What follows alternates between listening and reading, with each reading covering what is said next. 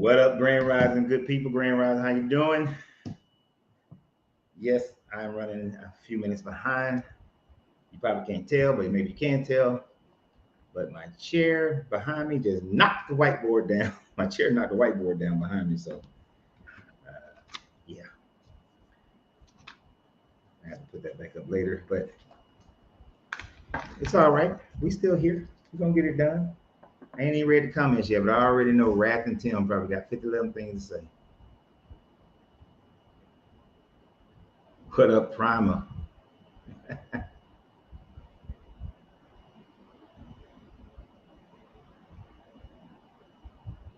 I saw Primer on a live earlier getting cooked. Couldn't that make it was the the definition of slavery? Oh wow.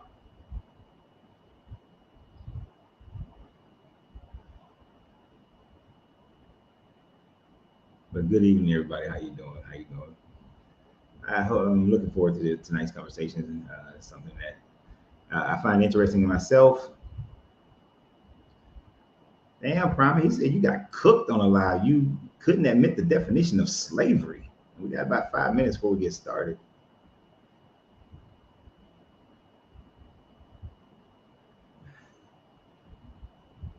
Yeah, well, I wasn't there, so I can't really comment on it. But we got Primer in the house. I'm pretty sure he got some disagreeable things to say about the fact that all these religious leaders all throughout time frames started out by getting high because I'm so high. I started the religion of Christianity because I was high. Then I came from Judaism because they were high. They were Canaanites, and I know why. Hey, because they were high, because they were high, because they were high.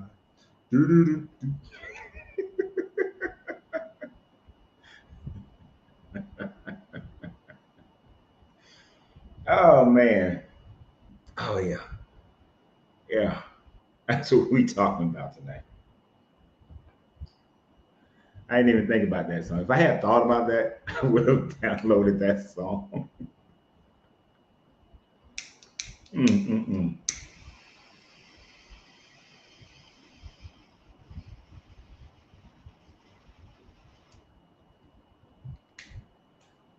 So, welcome to Deconstructing Christianity. I'm your host, your guide, Coach Renz. And tonight we're going to be talking about pretty much did an ancient high priest get high in order to talk to the Most High? And how those things are going on today, if there's any validity to it, are people still doing those sorts of things? But we're going to really dive deep into it. It has some levels dealing with Christianity, but it's more about just religion in general. And we're going to talk about those things. If you're finding the channel for the first time, the primary focus on this channel is deconstructing Christianity and helping those of us who have deconstructed to continue our journey and have a community that we engage with. Right? Shit. I left something downstairs that I needed. But first, I want to thank everybody who supports the channel, whether you support it through Cash App or you're a member like Wrath and Tim and Wilfred X. If you are a subscription holder on Facebook. So Wrath and Wilfred, did you see the video, the members only video that I posted the other day? But they get there are other videos that are posted for them, for members, because I'm thankful for it. And Dwayne, remember? So make sure you guys check the videos that I posted for you for members only and subscription holders on Facebook. There's a difference between subscription holder and subscribers. So also, I want to thank everybody who was in the webinar on Sunday, where the Financially on Fire webinar. that webinar I used to do it used to cost $299. I did it. We did it yesterday for $10, and there was a litany of information that was provided. Thank you. And hopefully, well, I know you guys learned a lot. You should have gotten the extra documentation that was sent to you, the budgeting program, the credit restoration DIY book. But it was a great seminar, great webinar. Had about 20 some odd people on there, and I think everybody got more than what they expected out of that webinar. So the next time I do Financially on Fire, you guys might want to join in on it. Don't get caught behind. Before we get started tonight,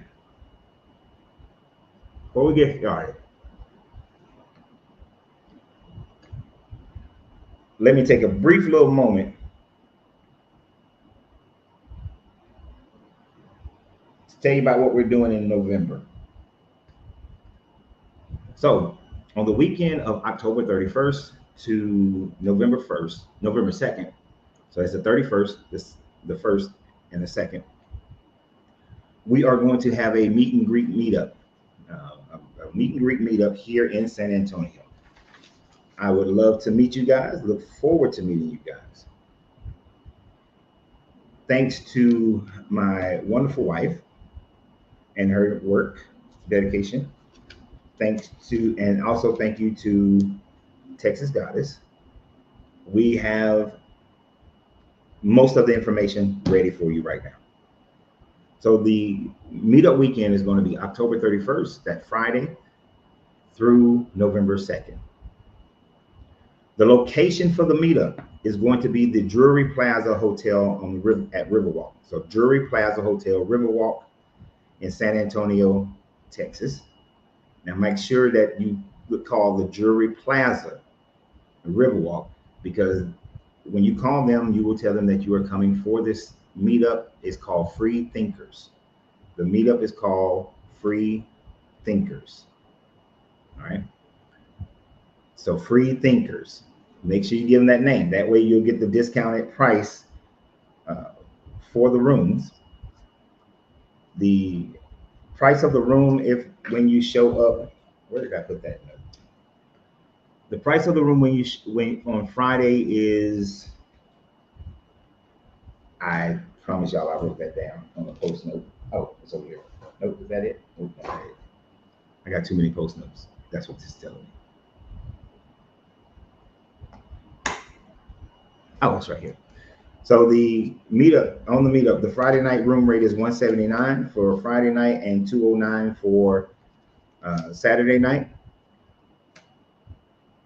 The check-in, you can do early check-in if you want to. It's an extra cost of $50. But check-in is at 3 p.m. Checkout is at 11 a.m. on the 2nd. If you decide that you're going to drive in, there's overnight parking at the hotel is $39. So we're getting a discount on that. It's usually $43, but it's $39 for overnight parking at the hotel. One of the main reasons we chose this hotel is because other than its location of being downtown and being right there at Riverwalk, having all the restaurants and everything else around you,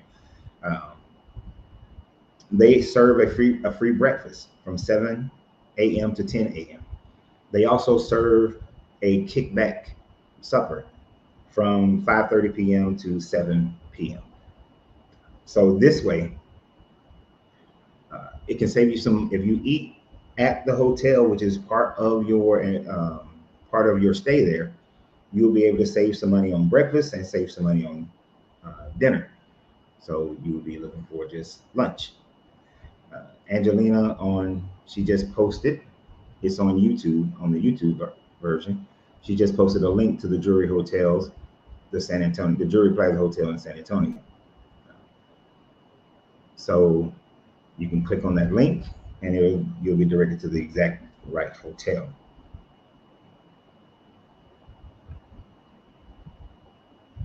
So on site at the Tele Bar, which is open on Friday and Saturday from 5 p.m. to 12 midnight, they got free popcorn and soda in every mezzanine area.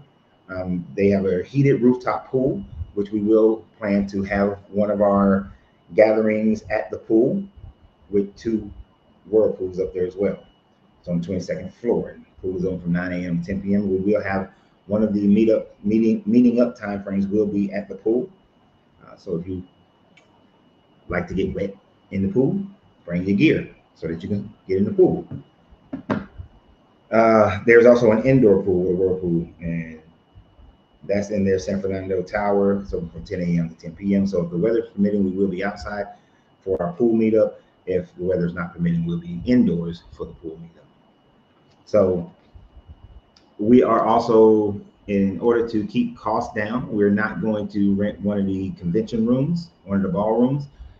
We've identified a few areas of town where we will have meetups. We will do a meetup at the Japanese Tea Garden, which is completely free.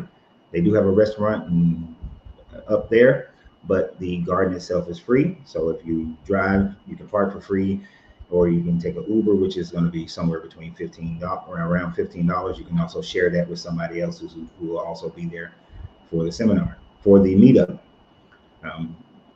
There are parks within downtown that we're going to meet at. There's a park that we can meet up for certain events. So I look forward to you guys joining us for October 31st through November 2nd for us to meet, so that, you know, we meet each other here all the time, but let's meet face to face. Let's get to know each other. Let's build the tribe, build the organization stronger, getting to know each other and being able to be supportive of one another. Right? No, there will not be any Diddy activities, dark side.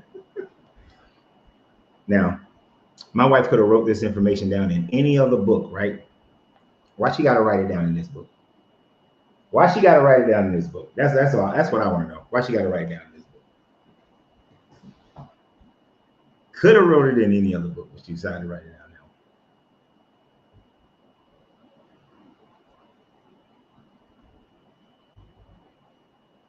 now. Anthony Harris asked the question. Before I get started, have you question? I have a question from your earlier video. Is it really true that Pliny the Younger, Josephus, Tacitus all lied about the existence of Jesus? Has this truly been debunked? Lying about the existence of Jesus, that would be the incorrect way to phrase that. The way to phrase that is the fact that Pliny the Younger and Tacitus wrote about what people believed, that people believed in this Jesus. They didn't write that Jesus actually existed. They just said that there were people who believed in this Jesus character. Josephus wrote about multiple Yeshuas. Now, the Testimonium Flavianus, that, yes, has been debunked. That has been debunked. That has been shown to be an interpolation, that it was added to the story, added to his writings. He never talked about the Bible Jesus. He talked about 2 different high priests named Yeshua, and he talked about another Yeshua in the Jewish history, but he never talked about that. And there was a man, if he can call him a man who performed miracles and died and all that. He never wrote any of that. So that has truly been substantiated. But so all 3 of them, none of them prove the actual Jesus existed. Y'all gonna get off this Diddy stuff. We are not having a Diddy event when we do the meetup. But whatever y'all do in your private rooms, you can do whatever the hell. I don't care.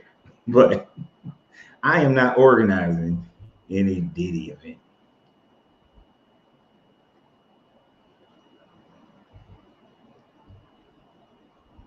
Oh.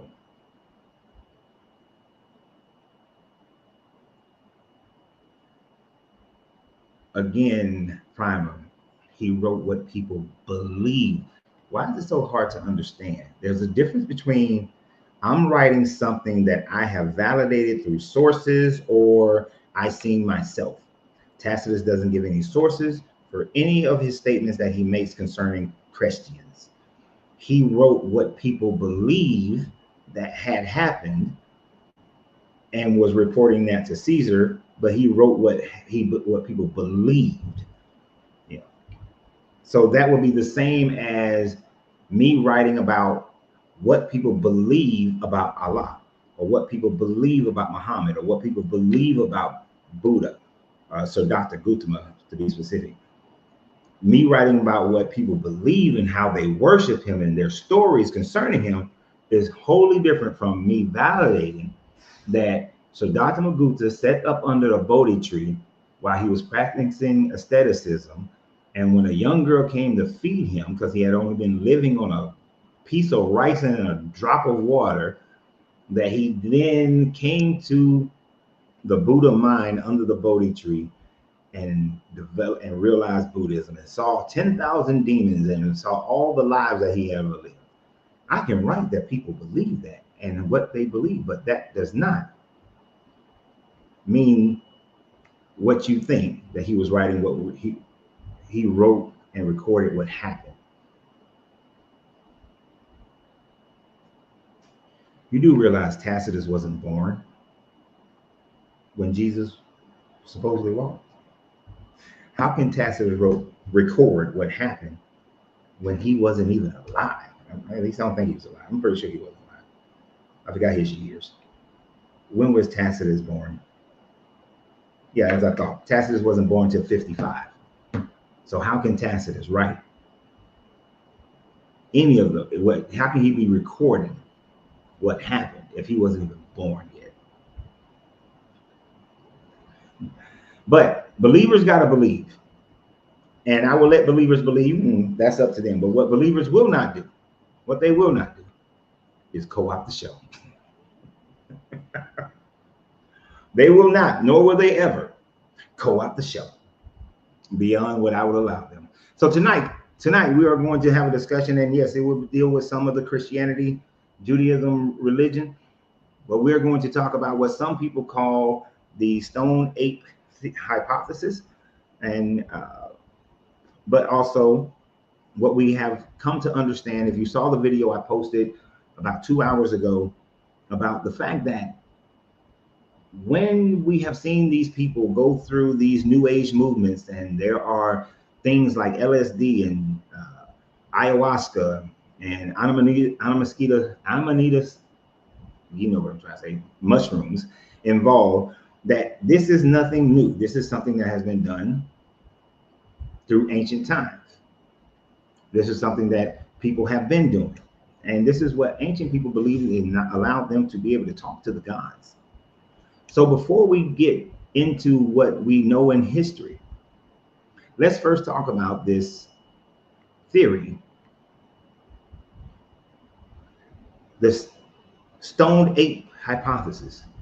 Now, for those of you who don't know what that is, that was something that was pushed by Terence McKenna. Now, although I respect a lot of Terence McKenna's work, in this one, we're going to have a bit of a disagreement. So Terence McKenna, who was a botanist, he studied plants, and especially those in the Amazon region. In his study of these plants, he took a trip, and let me make sure I get the name of it right. He took a trip to La Cucarera, and during his trip to La Cucarera, he came to find out that he came to believe that man had went through a stage of development where man was consuming mushrooms, and these mushrooms is what allowed for man to make the leap from the hominid to Homo sapiens. He was looking at the fact that man's brains had jumped and got bigger, and was thinking that this was the causality of man being able to develop and then create inventions and things of that nature, right? But what he was missing in his understanding is two very important things. What he was missing was the fact that consciousness, the expansion of consciousness is not hereditary. That intelligence is not hereditary. So because it is not hereditary, it wouldn't work that they ate these mushrooms, their brains expanded, and now there was a new level of intelligence and consciousness that was automatically part of the new babies. Just in the same way that if you were to become a mathematician, that it is not born within your children. Your children don't automatically are mathematicians. Your ability to absorb information, maybe, but being a mathematician, no. Learning a language. If you, I studied French in high school. My kids, they were not born with the ability to speak the French that I had learned. They have to learn languages themselves. So the problem with Terence McKenna's work is that that's just not how biology works. Now, what they did find, and what can be shown, is that multiple civilizations throughout time immemorial have utilized different hallucinogenics, and in the use of them believe that they have contacted the gods that they believe in. And since this is a deconstructing channel, we're going to start out with the Israelite religion. So if you was with me on a couple of days ago, well, Wednesday, I believe, you would remember that we talked about El and his Asherah. And that the higher pillar represents El, or Yahweh, and then the smaller pillar worship is the representation of his wife Asherah. Now, these pillars were found at Tel Arad, and this was a temple that had been covered up. It had been decommissioned. It hadn't been destroyed. It hadn't been burned or anything like that. It was purposely shut down. One of the things that was discovered is that these two pillars in the front, the left and right one, the big one and the small one, that they were laid down and covered up. Well, the small one was covered up. The big one wasn't covered up. Many of the scholars suggest that the reason why the small one was covered up because during the time frame of Hezekiah and his son is when they started getting rid of Asherah, as reported in 2 Kings, when it says that he went in and smashed all the stones and cut down the Asherah poles. And so they covered up the Asherah stone, but to utilize these stones was a methodology that they used in order to not have idols. So if you just have a stone pillar, as other parts of the Bible talks about setting up rocks as a memorial, setting up rocks as a covenant, setting up rocks as an agreement. These were utilized in their rituals because this has been found to be a holy temple, the holiest of holies of Tel Arad, which was a heavily fought over area. Now, this was destroyed, this was covered up in and around 700, 704 BCE, right during the time frame as they were controlled by the Assyrians, and the Assyrians and Sennacherib had conquered the northern kingdom of Israel, but left Jerusalem standing in order for them to pay tribute to him, and went on to conquer down into Egypt. And Hezekiah, in his wisdom, decided that he was going to take this opportunity to stop allowing people to be able to worship God, their God, in their own little cities, as the Levites had been spread out in the inheritance given out during the time frame of Joshua, according to the story. Now the Levites would all congregate to Jerusalem, and all the people will bring all of their donations, their tithes, their offerings, their atonement sins, all their stuff would come to Jerusalem. Jerusalem now becomes the centerpiece of worship for El, for Yahweh. So it's more than likely that this was one of the temples that Hezekiah shut down, or his son shut down. When they took the two stones, original stones, and they were taken to a museum, and this is a museum shot on here, and they replaced them with some replicas. So if you go to Israel, you will not see these in the at the site itself. You will have to go to the museum to see the actual stones. And one of the things that they've been doing since 1962 on the actual stones is they have done tests of the materials that seem to be that were burned on these stones. On the smaller pillar, they have found that the residue contains animal dung and marijuana, cannabinoids. It has THC and the CBD. It has another CH something. My weed knowledge is limited, but they found that it has a lot of THC residue that was burned around under the little cliff between the upper and the lower part, as well as on top. On the larger stone, they found that the residue is frankincense. Now, to understand this Canaanite Israelite religion, frankincense was hard to come by. It was considered something of the fragrance of the gods. And you know how many times in the Bible, he says, I think he says it about 26, 46 times, somewhere between 20 and 46 times. The sweet smell of the aromas of whether it's burning flesh or it's burning of some type of plant. So this God, so in this religion, as it was explained also in Exodus, burning of incense, burning materials in the holiest of holies, this is just for the priesthood, was a way of practicing your religion to this God. Now, that is the information on that is irrefutable, that they were burning THC. They were burning cannabinoids. They probably got them shipped in from neighboring countries,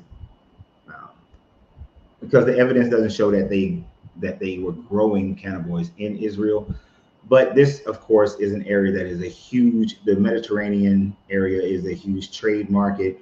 So them getting cannabinoids is not an issue. And why? If you can burn any plant, you can burn anything, why would you pick the cannabinoids? Then becomes the question. And the reason why is because of the THC properties and the CBD properties that it gives you. When people get their contact highs.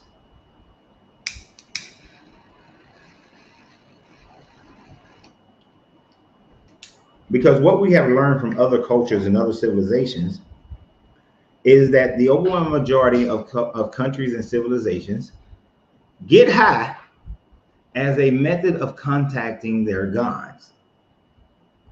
And the evidence is still ongoing today of civilizations doing this.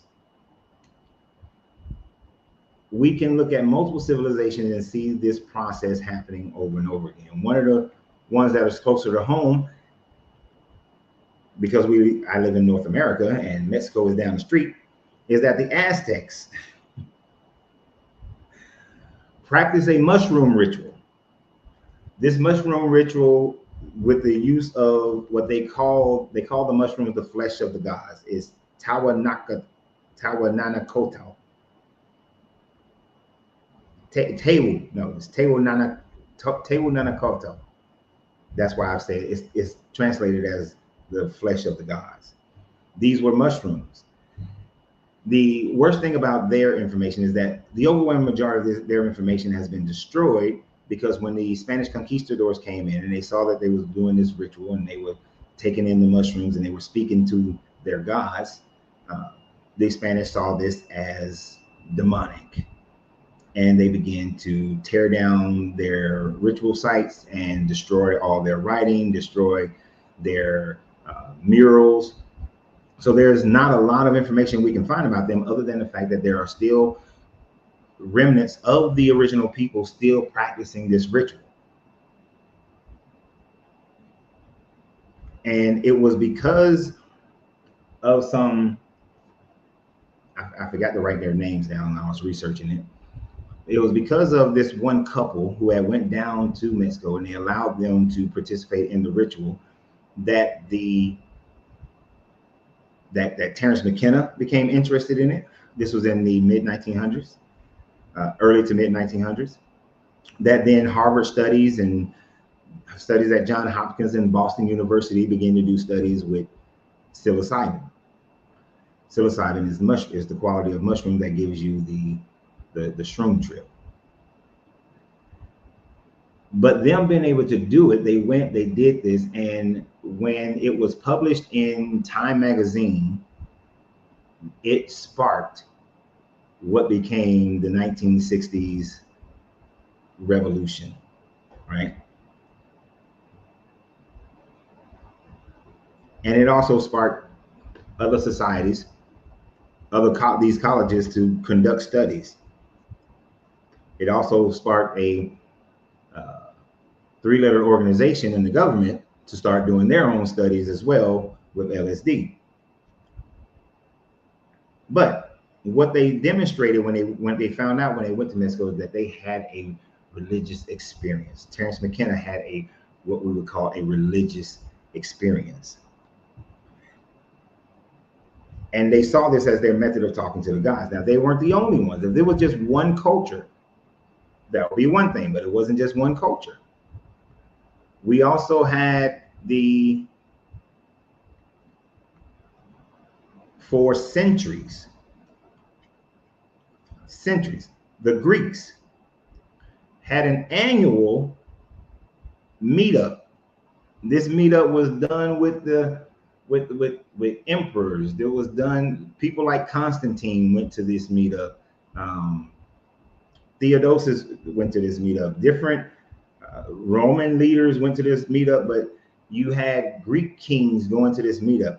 And this meetup was for them to, in the Euclids, to have a drink of the kyrikion.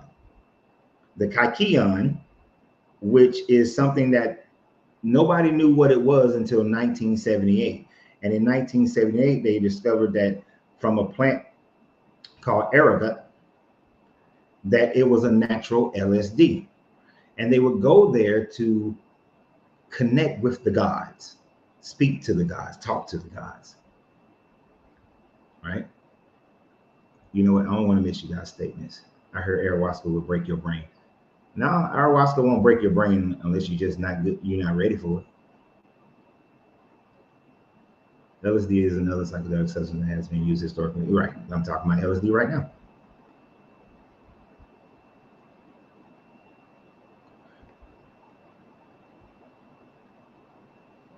So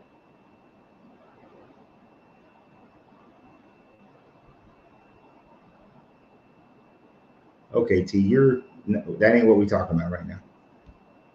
Right now we're in the lesson plan study part. That's not part of it. So the ancient Greeks were utilizing a natural LSD in order for them to talk to their gods. Right.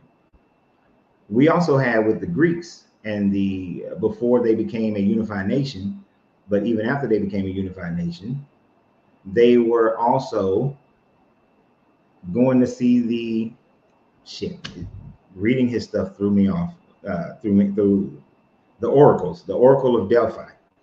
It has been, most historians and archaeologists agree that the Oracle of Delphi were young women who were in caves, and there were certain emanations coming from those caves. Some think it was methane, others think it was other gases. They're not exactly sure as to what the gaseous gas was, but they were going into these trances because of some gas that was coming out of these mountains, and they were getting high.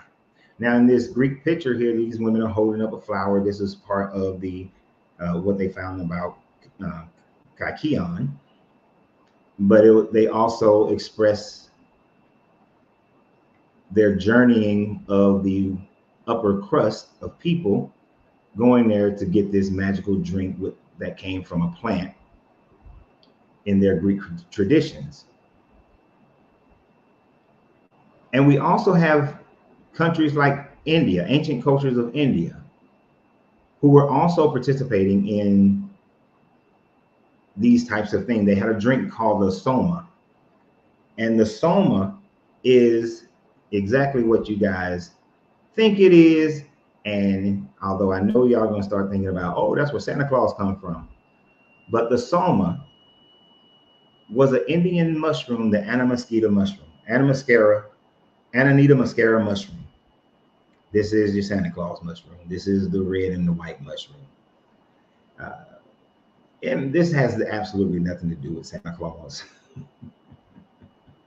Okay, absolutely nothing to do. The red and white might have been adopted from it, but it has absolutely nothing to do with Santa Claus. But their drink soma is a drink that is based off of the Amanita muscaria mushroom. I'm never going to say that name right.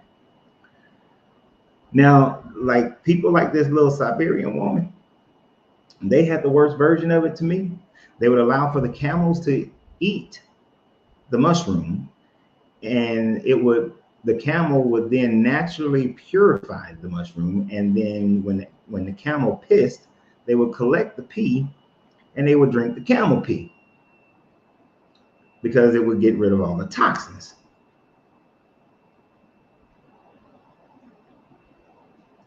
Amanita muscaria. Just put magic mushrooms and you'll get the red and white ones. It should be one of the ones that come up. But Amanita muscaria.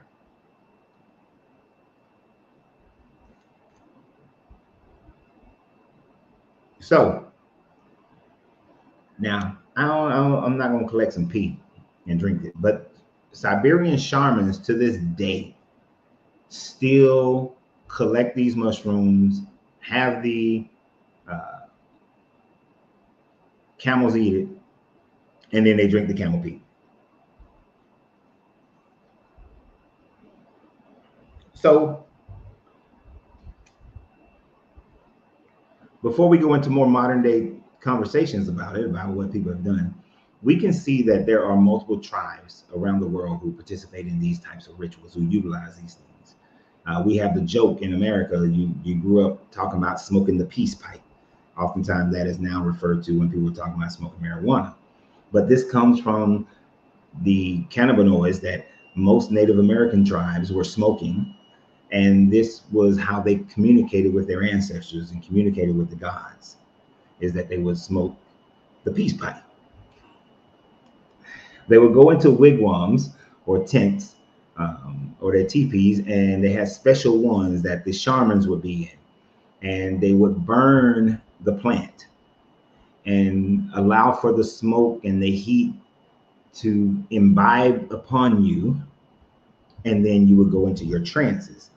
Now, in the Hindu, even though in India they had the soma drink, they also were able to do this thing by going into deep levels of meditation. As well as, if you study Buddhism, this is one of the things that Buddhism teaches you, is to get deep into your meditation so that you can get to that Buddha mind, as they call it.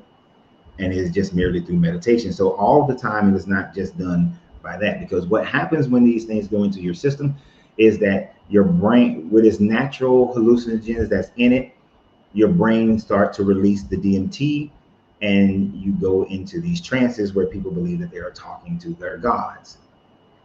Right? Now, other tribes around the world have done other things that they utilize. When Columbus met who he was calling, when he met the people in the Caribbean, right? Cigars were used for their spiritual practices. And I can tell you, if you have never smoked a cigar before and you smoke a cigar for the first time, that you don't get the TCH high, the hallucinogen, but you get the CBD effect. You get the calming breakdown of your ego, the allowance for you to be able to see things differently. Your mind relaxes, your body relaxes, and it opens, and your mind does open. This is why I will tell you, some of the greatest conversations that you could ever have will be at a cigar lounge. But it gives you that openness of mind without the hallucinogen of THC. What up, Slaughter? Been a while.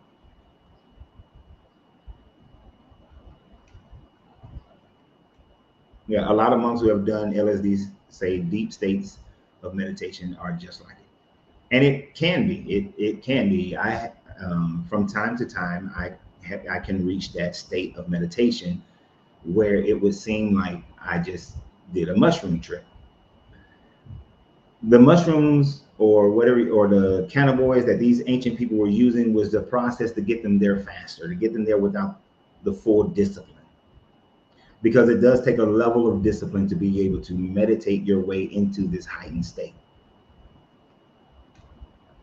And let's be honest, most people just aren't going to go through the process because people are just lazy, right? And alcohol is not the good. That's not the one.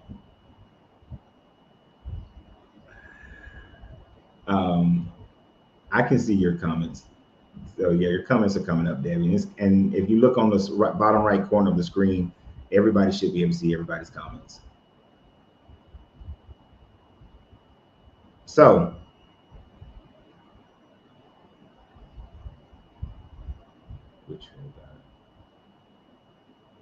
which guy am I contacting? I contact myself. I talk to myself.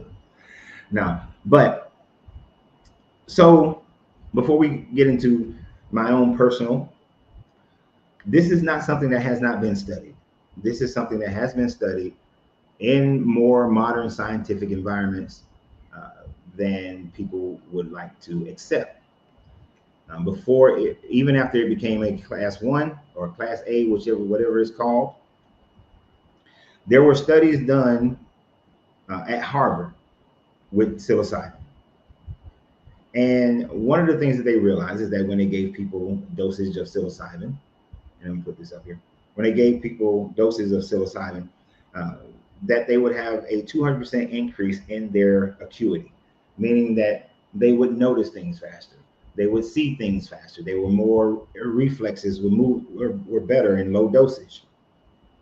And as you can imagine, with the Terence McKenna's Stone 8 theory, one of his theories is the fact that they ate these mushrooms because they grew in the dung of the animals that they tracked. And because they were pretty much eating any and everything, one of the things that they recognize is that this is helpful to your survival in their time frame, during the hunter-gatherer time frame. This is very helpful. And so that early man would have, well, prehistoric man for us would have seen these attributes and then utilized them in order to do better, to live better. Now, in medium doses, you realize that it dissolved these social constructs. It dissolved your isolationist mentality. And it created a situation where people were more willing to live in concert with each other, where they were more understanding of one another. And this is just in medium doses per the Harvard study, and as well as some of Terence McKenna's research as well. His research, when because he did a study as well. And people had less conflict. Well, when people have less conflict, we are able to build societies better. We produce more children as civilization grows, and as civilization grows, needs become apparent, and with needs there comes invention. Now, Terence McKenna mistakenly thought that this is what created the invention, but it is the gathering together of people that creates the invention. That technical knowledge is not something that happens. Because if that was the case, then the Aztec would have developed the same technology that other civilizations around the world had developed in around the same time frame. But what they realize is that with those social constructs being dissolved, music and art and things of that nature and community becomes the things that develop across the board. So whereas the Aztecs didn't have a need, and understand this, the Aztecs would not have had the need of a wheel in the same way that Europeans, North Africans, people in the Levant would have. I don't know if you guys have ever tried to go through a densely thick forest with a wheelbarrow. That shit is not the most effective way. Put that shit on your back is the most effective way. But as far as building their society, being able to build their temples, creating irrigation, uh, creating tools for their needs, they were just as advanced as anybody else for their needs. And we have to keep that in mind when people are trying to compare civilizations. Civilizations develop based on needs, not some linear way of development. But so civilization started to grow because they were, and settlements developed. In high doses, Terence McKenna and this Harvard study uh, recognized that the ego dissolves and new thoughts are able to penetrate through. and understanding of symbols and understandings of nature and signs becomes apparent to you. Your mind begins to connect. And the reason why it connects is because we all have what's called the default mode network. The default mode network, when you look at this study of psilocybin before the trip, the default mode networks shuts down your brain's ability to communicate with certain halves of your brain. Certain parts of your brain in a normal setting won't communicate with the other parts of it. But when you are on a mushroom trip, as you can see with the middle frame, the brain is all turned on. It is completely turned on. And then what they realize is that it has a lasting effect. Initially, the brain being turned on to the level that the trip brain is on, it could last up to 6 hours. And then it ebbs its way, and then the trip stops, but then it still remains more active, where you have more focus, you have more acuity, you are still breaking things down. It lasts for about a week. Some people it'll last for 2 weeks. But then it all doesn't go away. It kind of reminds me of the movie Limitless, when he told him at the end of the movie, I've gotten off of it, but do you not think that something still remained? That there was some element that changed his brain? And that's what they have discovered the mushrooms do, is that they rewrite the software in your brain. It doesn't change the hardware in your brain, as Terence McKenna was trying to suggest in his Stone 8 theory, but it changes the software in your brain. Yes, I do answer questions. If they're on the current subject matter, I'll answer those right now. If not, after we finish the lesson, which will probably be in the next 20 minutes, 15, 20 minutes, then we can go into multiple subjects, Anton. So that was realized both in the Harvard study by Roland Fisher and by Terence McKenna. There were other studies that were done as well. And one of those studies that I found is 2 studies I found incredibly interesting. One was the Johns Hopkins University study. And that Johns Hopkins University is the one that showed that even though it was thought that a person, after you turn the age of, by the time you turn 30, your brain is fixed. Your thought, your way of thinking, your pathways of thinking, all those things are fixed. That your personality is fixed. But in the Johns Hopkins study, they found that using psilocybin mushrooms, that personalities can change, that the way your software in your brain works, it can change. And this has been incredibly beneficial in modern day to people who suffer from PTSD and depression. And they've shown that people who utilize psilocybin have done better with less adverse reactions than people who are on the normal antidepressant medication. And definitely within the PTSD. The VA, you can get prescribed mushrooms from the VA.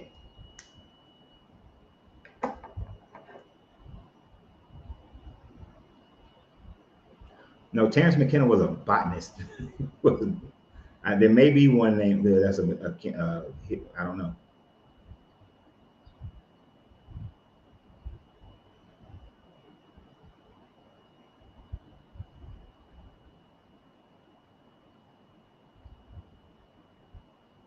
A truly breathtaking experience. Before I continue on this part, let me see. Some trips are so life-changing, unimaginable enlightenment. Yes. Agreed.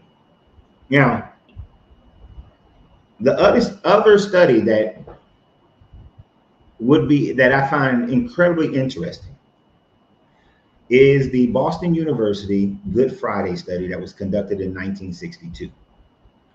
They took 100 divinity students, and these were upper class divinity students. They took 100 of them, and 9 out of 10, well, they split them up. half of them got placebo, the other half got the real.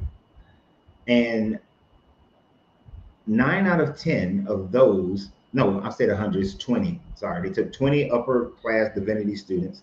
That was a different study that had 100 people. And 9 out of 10 of the ones who took the real psilocybin claimed to have a mystical religious experience, said that they understood the universe better, that they, in their thoughts, they spoke to God or to the angels, and they understood life better. They went and found these students 40 years later. And 40 years later, these students are still saying that the most religious experience that they have ever had is when they were part of this study. That no amount of praying, no amount of uh, events at churches or what people would call miracles, no amount of those things have ever been more impactful than their experience during this 1962 psilocybin study at Boston University. Because what it shows is that when the brain gets this psilocybin in it, that the brain is able to make connections that is not normally able to make, that is able to see things in ways that is not normally able to see it, that your thought process and your understanding of the universe completely changes. Now, from my own perspective, oh, sorry, these were the two gentlemen who conducted the Good Friday test. Now, from my own perspective, although by the time I first experienced shrooms, I had already, through deep meditations, had developed a sense that there is no such thing as hell, that there is no such thing as death, that death was something that man created, that man doesn't understand. There is no cessation of vibration within energy. There is just a lower vibrational point that the body doesn't maintain its cohesiveness, and it, what we call, dies. But that everything is energy and everything moves and everything vibrates, so nothing dies. It just transmutes from one energy form to the next energy form.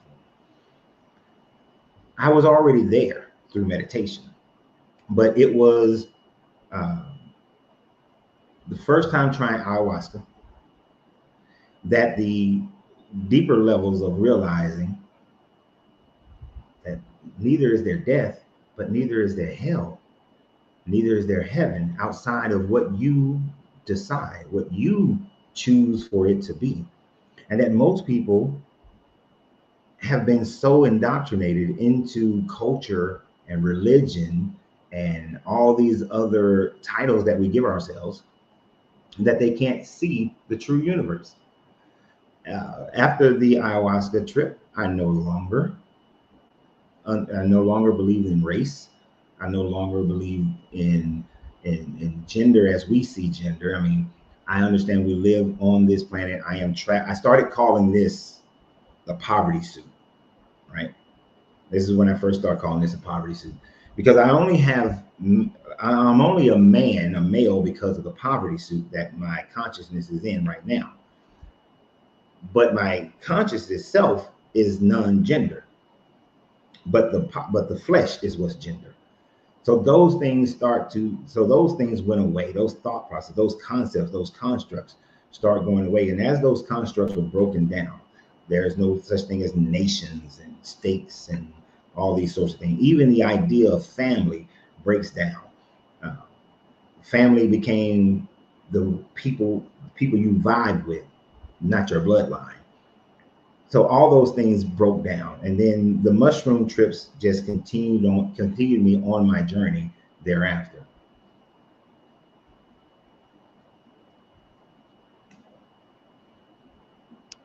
So, and I will always answer questions like this most of the time. Does cigars hold the same toxic chemicals and materials that can cause cancer and other diseases? Yes and no. Tobacco in itself has some aspects of it that can help to create cancer. Cancer is a multitude of things, not one thing. But since cigar smokers don't inhale, they do not get lung cancer. Um, 0.01% might get mouth cancer or throat cancer, but that's it. Because cigar tobacco is all natural, unlike cigarettes.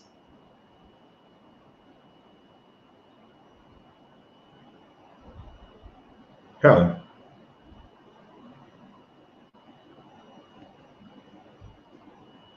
so what we're talking about here is the fact that it is most likely through history, when you see some of these stories, even in your Bible, the burning bush might have been a cannabis tree, might have been a cannabis bush. Moses having his little dreams. That in the book of Esther, when she fumigated her face, that she was most likely holding her face over incense and things of that nature to put her in the mindset to connect with this deity. That when the holiest of holies was built, based on the description in the Bible, if they were building a place where they would create that pleasing aroma of burned incense and weed and stuff, um, for their God, to bring their God into place. I see you said George Burns, he smoked cigars for 95 years. I would do you one better. I would do you one better. I think. I hope I can. It's weird. It shows up on my when I look it up, but it just won't pop up on here. Oh well. I can't. I still can't show it up. But anyway, I'm not worried about anything. So, if you guys have any questions about this conversation, please let me know. Please bring up your questions now. Uh, I will tell you this. I am not recommending anybody do any of these things, but if you do, make sure that you do it with someone. Do not do it by yourself. Make sure that you take some time to meditate, get your mind right. Don't just willy nilly. If you're dealing with issues, uh, you got high anxieties, microdosing would be your best process before doing a trip. Uh, So, question: has anybody who here has ever utilized cannabinoids, LSD, or mushrooms for spiritual purposes? For spiritual purposes. And while you guys are thinking about that, let me answer Anton's questions. I hate that he asked this question though, because I plan on doing a video about this.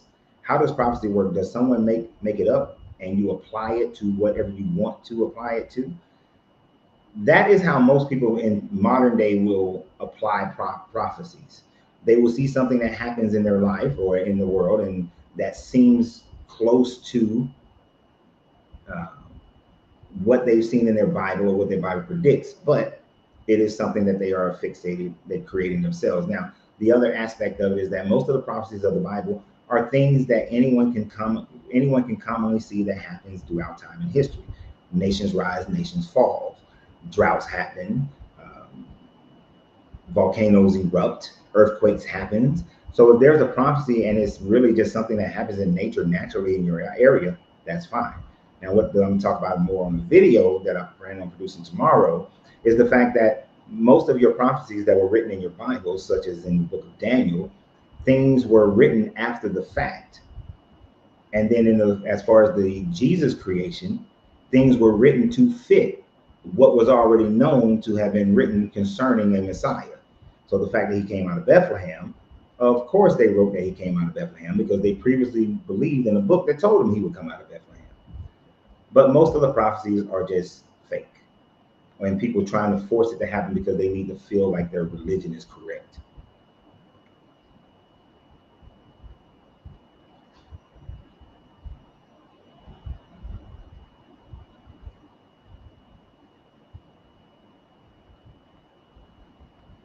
Oh, Sometimes I like prana, sometimes I don't. Today, I'm not liking prana at all. Your fixation on certain things, it can become quite annoying. I inhale about as much smoke as you inhale of car exhaust, of city contaminations wherever you live, the contamination you have in your water, the contamination in the food that you eat. Just because you can't break down any information that I ever talk about, stop trying to attack me on a personal level. That shows your lack of maturity. So already dead has done it many times. Do you other 10 watching? Oh, you other 10 on YouTube will hit that like button and subscribe. Hit the share button. Blue cousin for spiritual person, Kevin, he does it. Nuff said that his experience was incredible. Kevin, DMT. I see orbs sometimes. On one of my mushroom excursions, I felt the energy of the earth. I felt the energy of a crocodile waiting to hunt a deer. And then I felt the deer minding his own damn business while being hunted. A blade of grass, the magma of the earth, what an earthquake energy feels like.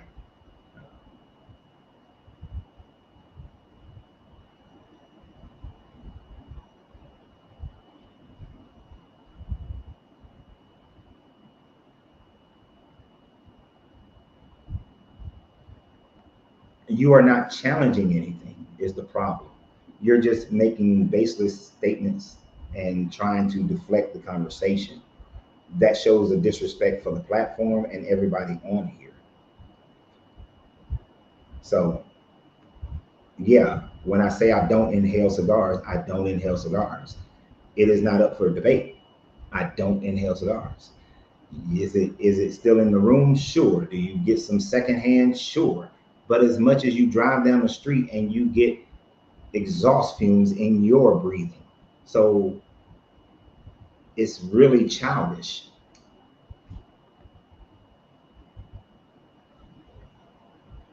Now, if I smoke cigarettes and inhale them, you got something you can say. But at the end of the day, it's still a point of it's my life. I don't give a shit what people think about it. But you're not even talking about what we're talking about. That's the part that's nauseating.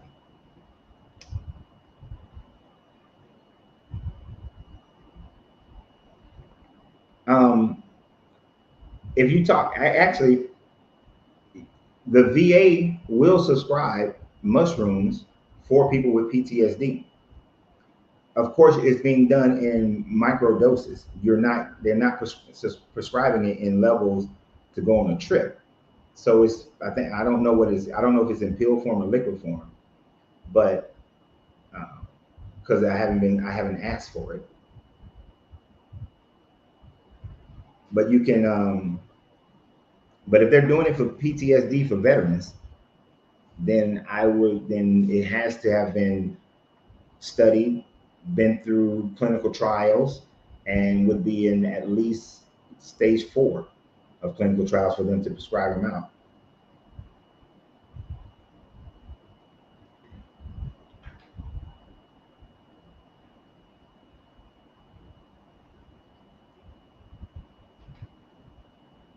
I've experienced past lives on mushrooms, but they told me everything is happening now, and time is just a construct to experience the now and enjoy it all.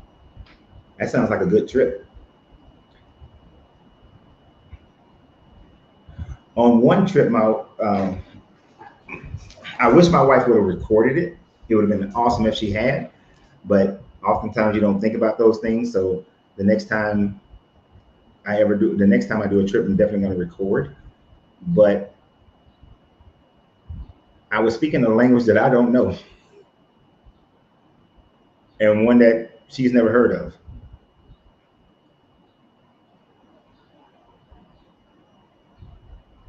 Hmm. If you was forced to belong to an Abrahamic religion, which one would it be? Well, I would rather die, to be honest. I would rather die than to be a part of any of the Abrahamic religions. Because Christianity is the easiest one. It's the one that has the most loopholes where you can still kind of live your life however the hell you want to. Old Testament stuff got animal sacrifices. Islam is too fucking crazy. If you would consider Gnosticism, Christian Gnosticism, a part of the Abrahamic, I would choose that. I would choose that.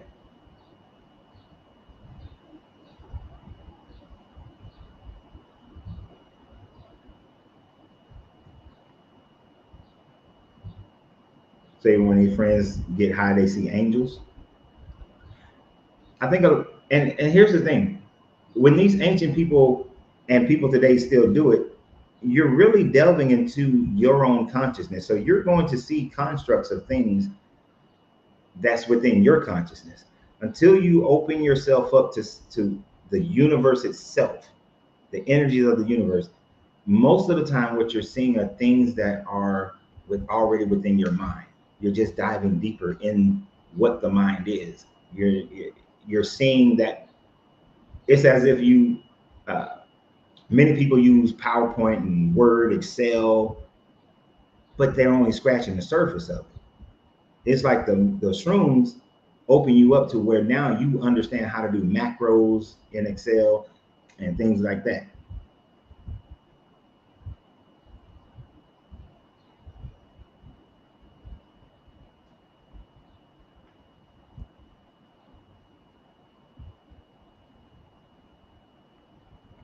I didn't see you say anything about studies, not only on cannabis, but cigars. There aren't, their studies as far as cancer, yes. That's why I quoted you the percentages. As far as being used in the same way for religious practices, that's why I talked about the Christopher Columbus when he first came to the Americas and how tobacco was used for their religious practices in the same way as cannabis. Yes, I have experienced other beings in using mushrooms.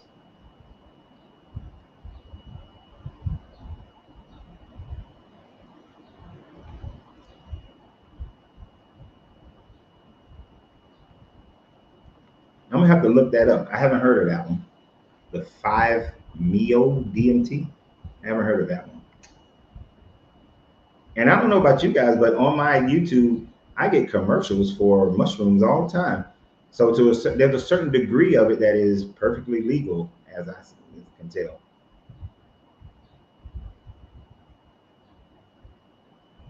Now, when I said I was speaking another language, it wasn't speaking in tongues. It wasn't like the Christian, I shut about a Honda. No, not that.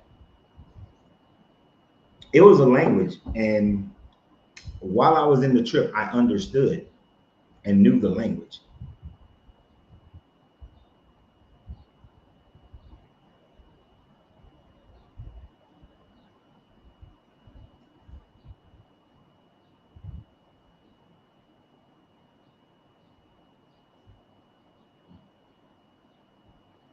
See, I never knew anything. I never saw anything and used to get. Now, understand when I get ready, like, since we moved here to San Antonio, we haven't been able to do a mushroom trip because we're in a new city. Uh, but before doing so, I would spend that week beforehand eating cleaner than I normally eat, drinking a hell of a lot more water, spending a lot more time meditating. It's a whole process to get my mind and get everything in the right situation.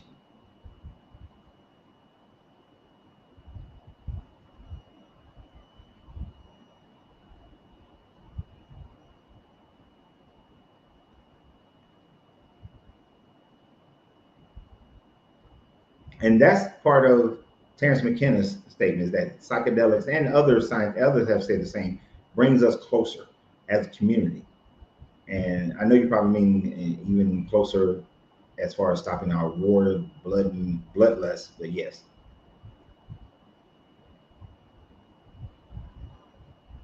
That is precisely why virginity was important, uh, because it was a money thing. They wanted to make sure that the child that's going to receive their inheritance was of their own loins. So controlling a woman's sexuality was vital. But you notice they never say anything about a man's sexuality, only the woman's sexuality, as far as her who she getting it on with.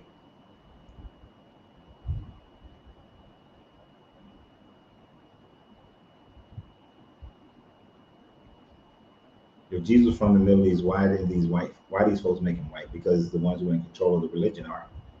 Most people make their gods look like them.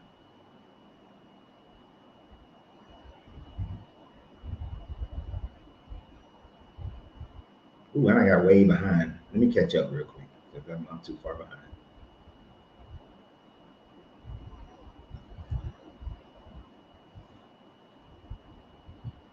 Oh, yes, already dead. Salvia. Salvia is incredibly interesting and incredibly potent. The company that I used to get salvia from, I can't find them anymore. But salvia will melt you into a chair. You will go on a 30-second trip that feels like, a hell of a lot longer, like 20, 30 minutes has went by. But it is a massive, massive hallucinogen. Uh, I love salvia. I was mad when I couldn't get it anymore. And it's not. I don't like It's non-addictive. I don't have an addictive personality anyway. But it's even for those who do have an addictive personality, it's non-addictive. Yes, salvia, you will melt. I don't know why, but every time, whatever you're sitting on, lying on, you melt into it, and then you go on a hell of a trip for about 15 seconds, but it feel like 30 minutes. You didn't want to say you melted, but you did. Yeah. And this is like you get that metal feel that goes into your mouth, that metal taste, and yep, melt like hot wax, as you say.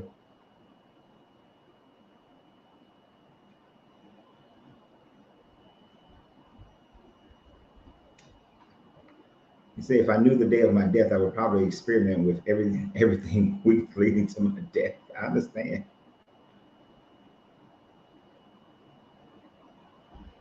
Yeah, you will. The first time I did salvia, the first time I did salvia, after I melted into the chair, I found myself, and I'll never forget this one. I haven't forgotten any of my trips for the most part, but I found myself hovering over this big ass oak tree that used to be in my grandparents' backyard.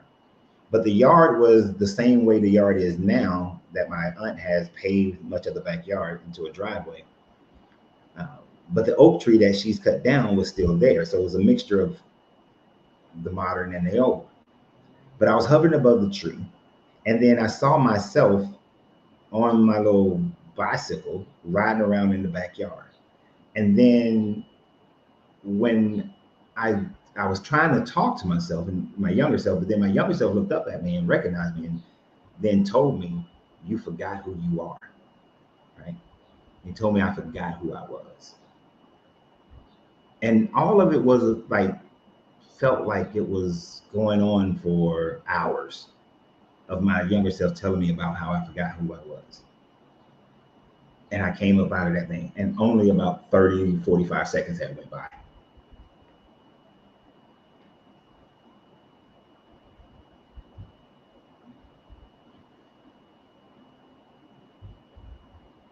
When are the first known instances of ancient people? I have no idea. It's not something I ever paid attention to. Uh,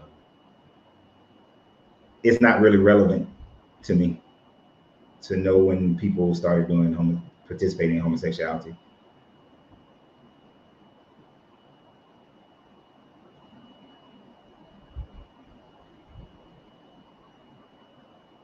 But what we do know, so people today look at these things and oh, that's terrible, that's terrible. Even though in churches, especially the Catholics and the other Orthodox churches, they have these incense that they flow in and out of their churches, that they do throughout their churches.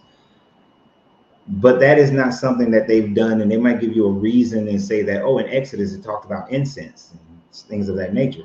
But what we see in history, though, with places like Tel Arad, is that those incense pillars that represented El and Asherah, that the Asherah one used THC and CBD, some type of cannabinoid, and they used animal dung to let it burn longer. And then the El pole used frankincense.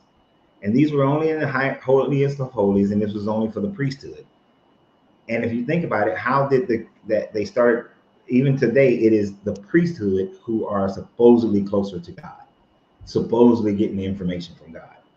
And the way that they did this was by utilizing these cannabinoids. In the same way that in ancient India, they use soma, which is the anima scatter mushroom, and other cultures use these types of things. So I think we need this. And when this kicked off in the 60s, there was so much more enlightenment. And this also, but even before the 60s, before World War I and II, that there was enlightenment periods. And when you study any enlightenment period, you see the usage of shrooms and other natural LSD plants and all these sorts of things. But isn't it interesting? The government wants to stop all those things. As soon as people get the opportunity, they want to stop them. I don't know what the hell. What do you think about a booger stick? I don't even know what that is. Were there temple prostitutes, both men and women? I know that there were women temple prostitutes, but it depends on where you're talking about. But most of the time, you didn't. I don't know about men prostitutes. That's not something I really study, but studying other things, I've seen that where there were temple prostitutes. And the temple prostitute wasn't exactly the same way as we would think about prostitutes today, depending upon the culture. Some cultures, it was about learning, like in some of the Indian culture, the Hindu culture, it was about learning how to reach the state of communicating with the gods through your sexuality.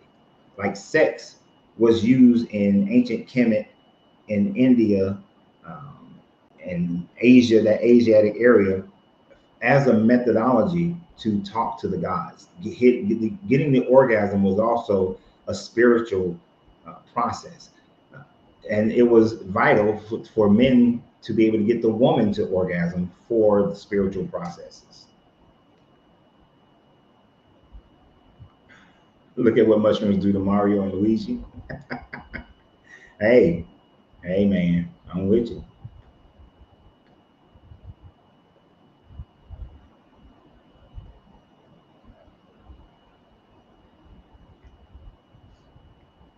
I think we all have done, where is that coming at? Well, I think we've all done that one.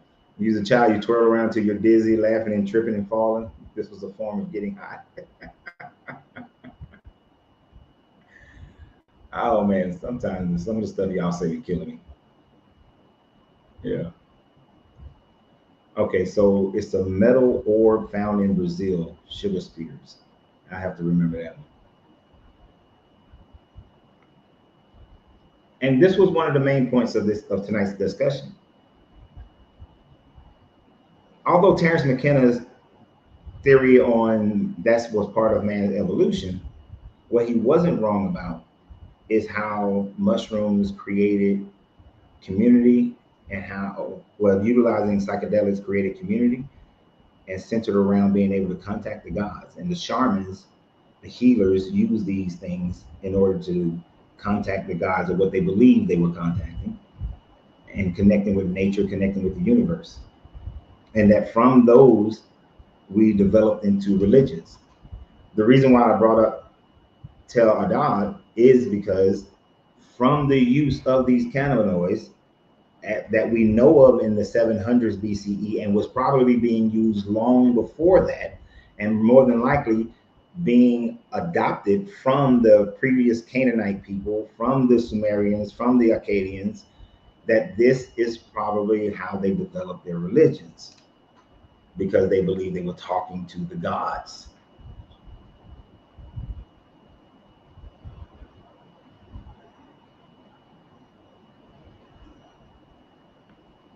Okay, I'm not understanding if there's a point that you're trying to get to, because asking me what was the first instance of beer or wine in ancient peoples, what are you trying to get at? I mean, there are Sumerian tablets that talk about of a beer that they brewed. There was the Babylonian tablets that talk about a beer that they brewed. Wine has been around for there are ancient things about wine being developed in different societies at different time frames. But what's the point? What point are you trying to get at? But yes, it gives a notable thing for the high priest.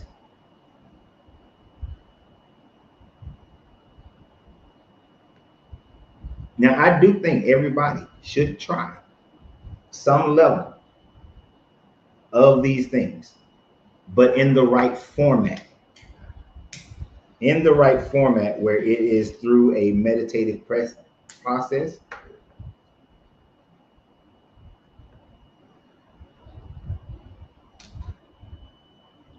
Use wondering.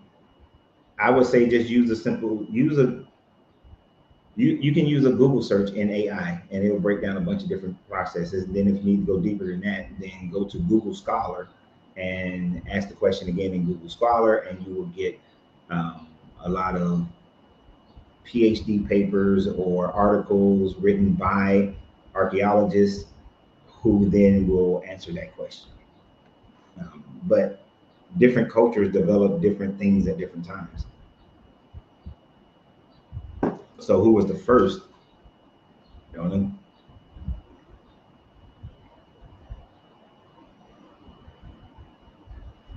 But that would be my suggested way of researching that. But yeah, and I will agree. I forgot who said it. Um, who said that? I don't know. I forgot who said it. But I do think that if everybody on the planet took a trip, that the world would become a better place. That we would get better. That we would get out of our own way. That some of those new connections, those new thought processes will help us to develop. Now, it's going to be scary as hell for some people. You give me someone who is a devout Christian, depending upon how they think, it'll tell them whether they truly believe in a heaven, or if they truly believe they're going to heaven, or if they're truly going to hell. I will say that the overwhelming majority of people who are devout Christians that I know of who tried any type of mushroom or whatever, they claim, I saw demons, I saw demons. I believe that they see demons because they truly think that they are only worthy of hell. And that is why they see demons. Because in the same way, if a person is fearful of life, they're going to see every fear. Their brain is going to focus on the fears that they have.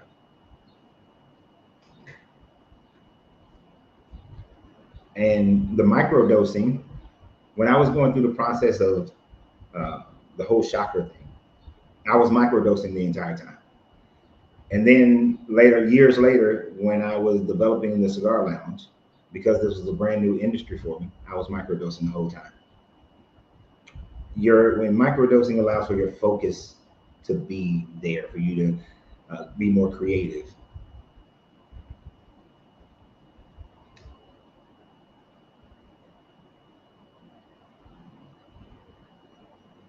Oh, okay, I see. It's just interesting how long people have found their way to beer, wine, and mushrooms. And it comes about because back in the day, like if you went to a whole new country where nobody had ever been before, you see plants that you don't know what they are.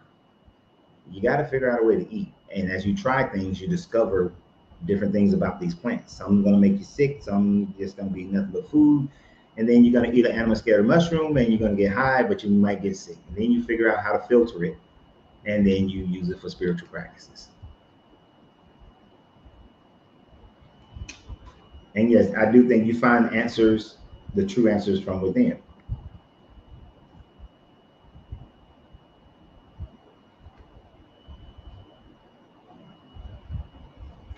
I've heard this one. Where is it? Who wrote that? I've known people who were microdosing in order to get rid of their migraine headaches. They tried to get the piercing in the ear right there, and they tried that piercing up here, and it was taking medications, but then they microdosed and got away from it.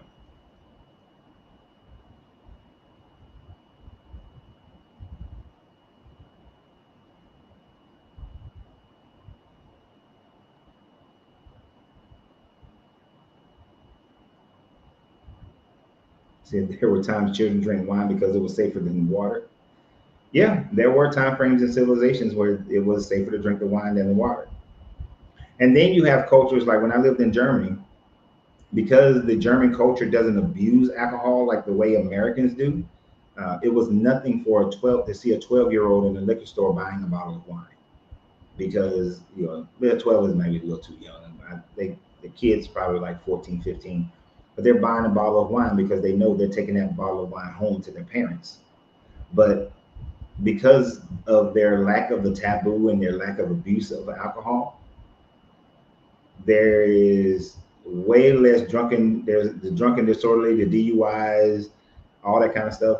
I never saw it, and when I watched the news, it was rare to see something like that on German news. And I lived in a big city, a big size city. So culture makes a huge difference as to how these things have been used and should be used.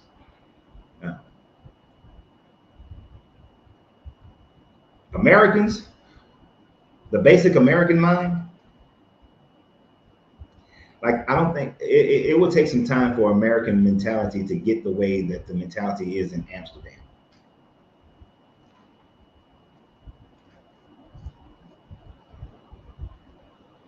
Amsterdam doesn't have the drug problems that America has.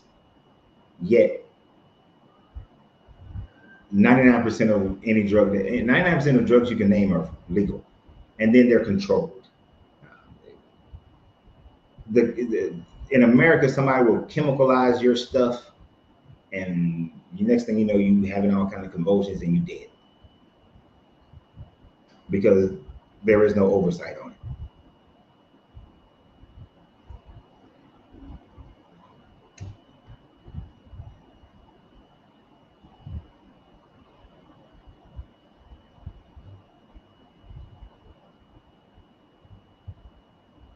Is it safe to say that most communities have some type of intoxicants available? Yes, I would say that. And there will be those who abuse it. But for the most part, these things were originally utilized for spiritual purposes.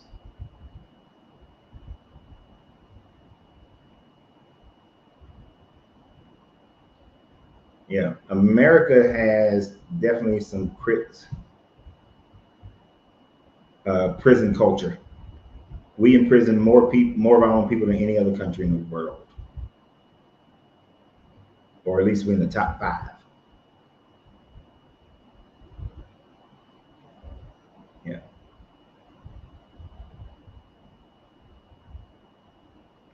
yeah. Italians drink wine with their meals every day, even with their children. My children drank wine with their meals as they were growing up. I let them have a sip first, like little sips, then little small glasses, and none of them became addicted to alcohol. When they became adults, yeah, they party sometimes. Yeah, they drink too much sometimes, but that gotta drink, get drunk, gotta get drunk. That's not their personality because alcohol has never been a big deal to them.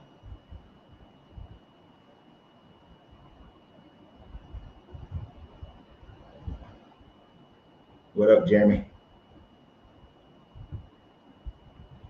Now, the beauty of things like mushrooms is that they are not addictive.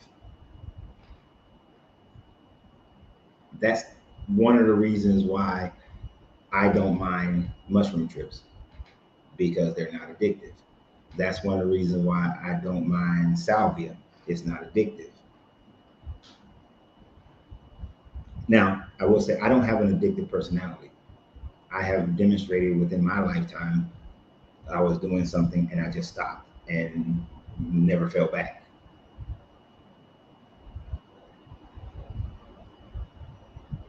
But if you have an addictive personality, the addictive anything that's addictive you need to stay away from.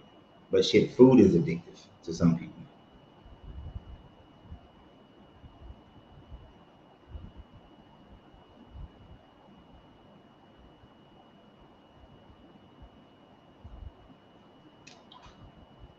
And Primer, you showed lack of any research whatsoever. Mushrooms are not addictive. Ice cream is not addictive. It is the sugar that is addictive.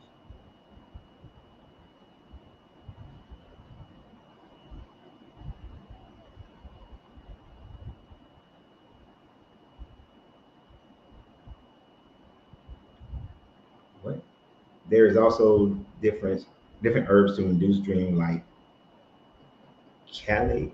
I ain't even gonna attempt to say that word. My hooked on phonics ain't working.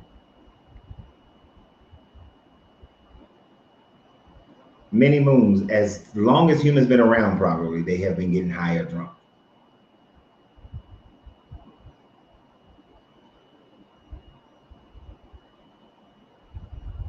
Whatever the oldest records of humanity we have, they have been probably using something to get higher drunk.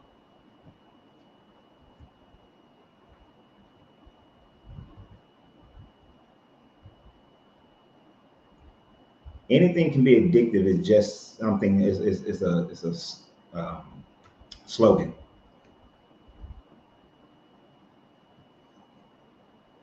Anything is not addictive. Anything done too much can be damaging to you, but anything is not addictive. That is a as as James would say or used to say, that's a lie from hell. And in today's world, people like to say anything is addictive because we are in a prescription society. We are literally in a prescription society. Sugar, caffeine, nicotine, those things are addictive. Cocaine, morphine, those things are addictive. To most people, weed is addictive. To me, it's not. Alcohol is addictive. But mushrooms are not. Shrooms are not addictive. Salvia is not addictive. It doesn't have the chemical in it that makes it addictive to the brain.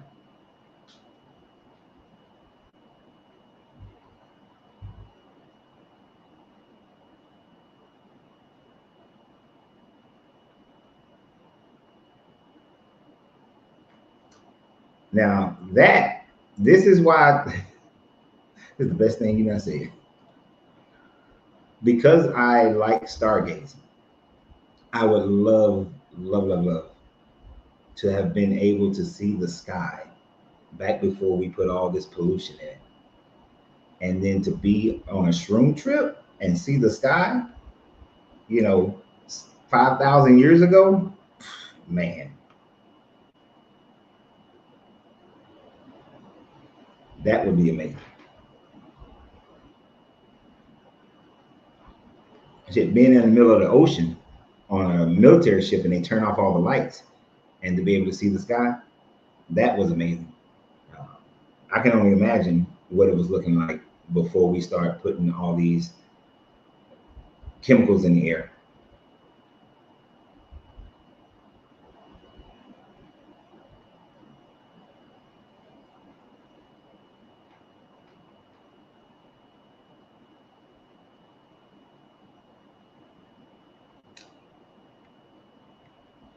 Exactly. Your grandmother was giving you beer at 6 years old, and throughout growing up, and I would have daiquiris and never became addicted to alcohol.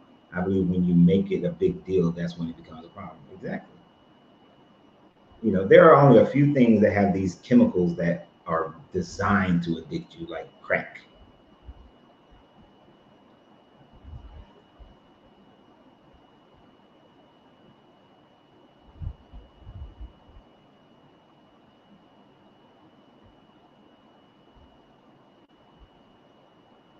Um, put them in the game. If somebody would like to come on here and have a conversation, you are more than welcome. Matter of fact, let me go and put the link in there. Now, if you're being stupid, I'm gonna get rid of you. Just tell you right now.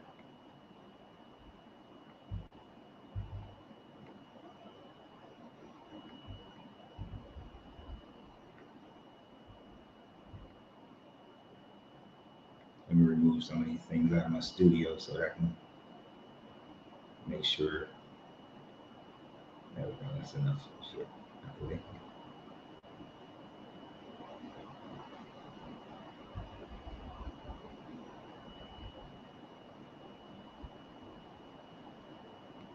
Oh shit! I ain't even hit that one. I meant to hit. What was the one I wanted to hit? Never realized that. Now I'm gonna have to watch the movie Young Guns again. Oh, yeah. All right, let's talk to Primal. What up, Primal? Hey, Coach, what's up? How you doing? I'm all right. You getting on my nerves tonight, though. Man, that's the whole second. I gotta mute YouTube 1 sec. Okay, cool. I got you now. I just want to say good evening. You know, it's always manners with me. Good evening to you, your lovely wife, and to all of your listening audience. Mm-hmm. All right, cool. So I'm not gonna I'm not gonna shoot my shots at the smokes because you know me and you been there's like 2 years I've been trying to tell you to quit, but I'm gonna leave that aside. I want to deal with the biblical part. Is that okay? Oh, that's how that's gonna be. Because if anybody come on here Okay. trying to tell me to stop smoking cigars, I will cut you off. Because Man, nobody tells me how to live my life. I've been telling you to try to stop smoke how much times now? You know that. We good. No Yeah, and problem. I cut you off because no man determines my life but me. Okay. Okay. So I see what you're always trying to do, coach. You're always trying to misimply, and that's my problem. So I saw the video, I commented on it, I listened to the presentation, Which and one? I see the Which one? point you're trying to make. Which one? The I Tell posted Irad, 3 videos today. the Tell Irad one. Okay. Right. So you said, oh, the priest getting high, and even in the live today, you keep making the reference as it relates to Israel. But would you? No, you did indicate, and you gave the time frame. You said this could have been around after King Hezekiah, correct? So I don't want to misquote you, right? It would have been after King Hezekiah because Josiah No, is the one. it would have Josiah been is the one who comes and knocks down a lot of the groves. okay. Yeah. Then when the practice was most likely stopped in Mm-hmm, other areas, mm-hmm. it would have been during the time frame of Hezekiah or Josiah. Yes. Yeah, it would have been Josiah. Josiah Right. is the one um, um, credited with doing that. I could give you the scriptural evidence for that, I don't need it. right? I know. Okay, cool. I know you know. I just want to make sure. So and number one, would you also tell the audience that that is not the Tel Irad uh, uh, pagan temple is not and was not the temple where the high priests of Israel of from Israel who operated in Jerusalem, that's where they went. So you are misinterpreting what I said. Mm, What I said was, and what archaeologists have determined and historians have determined, mm-hmm, is that Tel Arad, mm-hmm, so prior to Hezekiah and his son, prior to the Assyrians conquering northern Israel, mm-hmm, that at the time frame when Joshua was giving out the inheritance, as I said, that he spread out the Levites throughout the Israelite kingdoms, throughout the inheritances. That's why they didn't get any well, land. he spread out the children of Israel. They didn't get, The Levites lived in Jerusalem and around those are so Tel and Irad is to the south, which is not too far within the hold vicinity. on, you're going too far. Mhm, go Because ahead. what you're missing is that prior to Hezekiah, prior to the Assyrians, that you didn't have to make your trips to Jerusalem. Jerusalem wasn't the center of worship. That each tribe, each city had its own temples and had its own Levites within those temples. And when you needed to produce your I'll sin of disagree with you, atonement, but I'll listen. Go ahead. if you're disagreeing with me in that, then you're disagreeing with what the Bible says. Mhm, Because Joshua, in the book of Joshua, especially in the chapters 18 to like 22, 24, he's mhm, expressly giving out the inheritances. He tells you why the Levites aren't getting any land, mhm, because they're going to be in each one of the territories of the 12 tribes of the other mhm. 12 of the other tribes, and that they are to do what they were told to do in the Exodus, and that be the caretakers of the temples, of the holiest of holies. And Right, but so that's what mhm, your Bible says. right, but there was only one temple, right?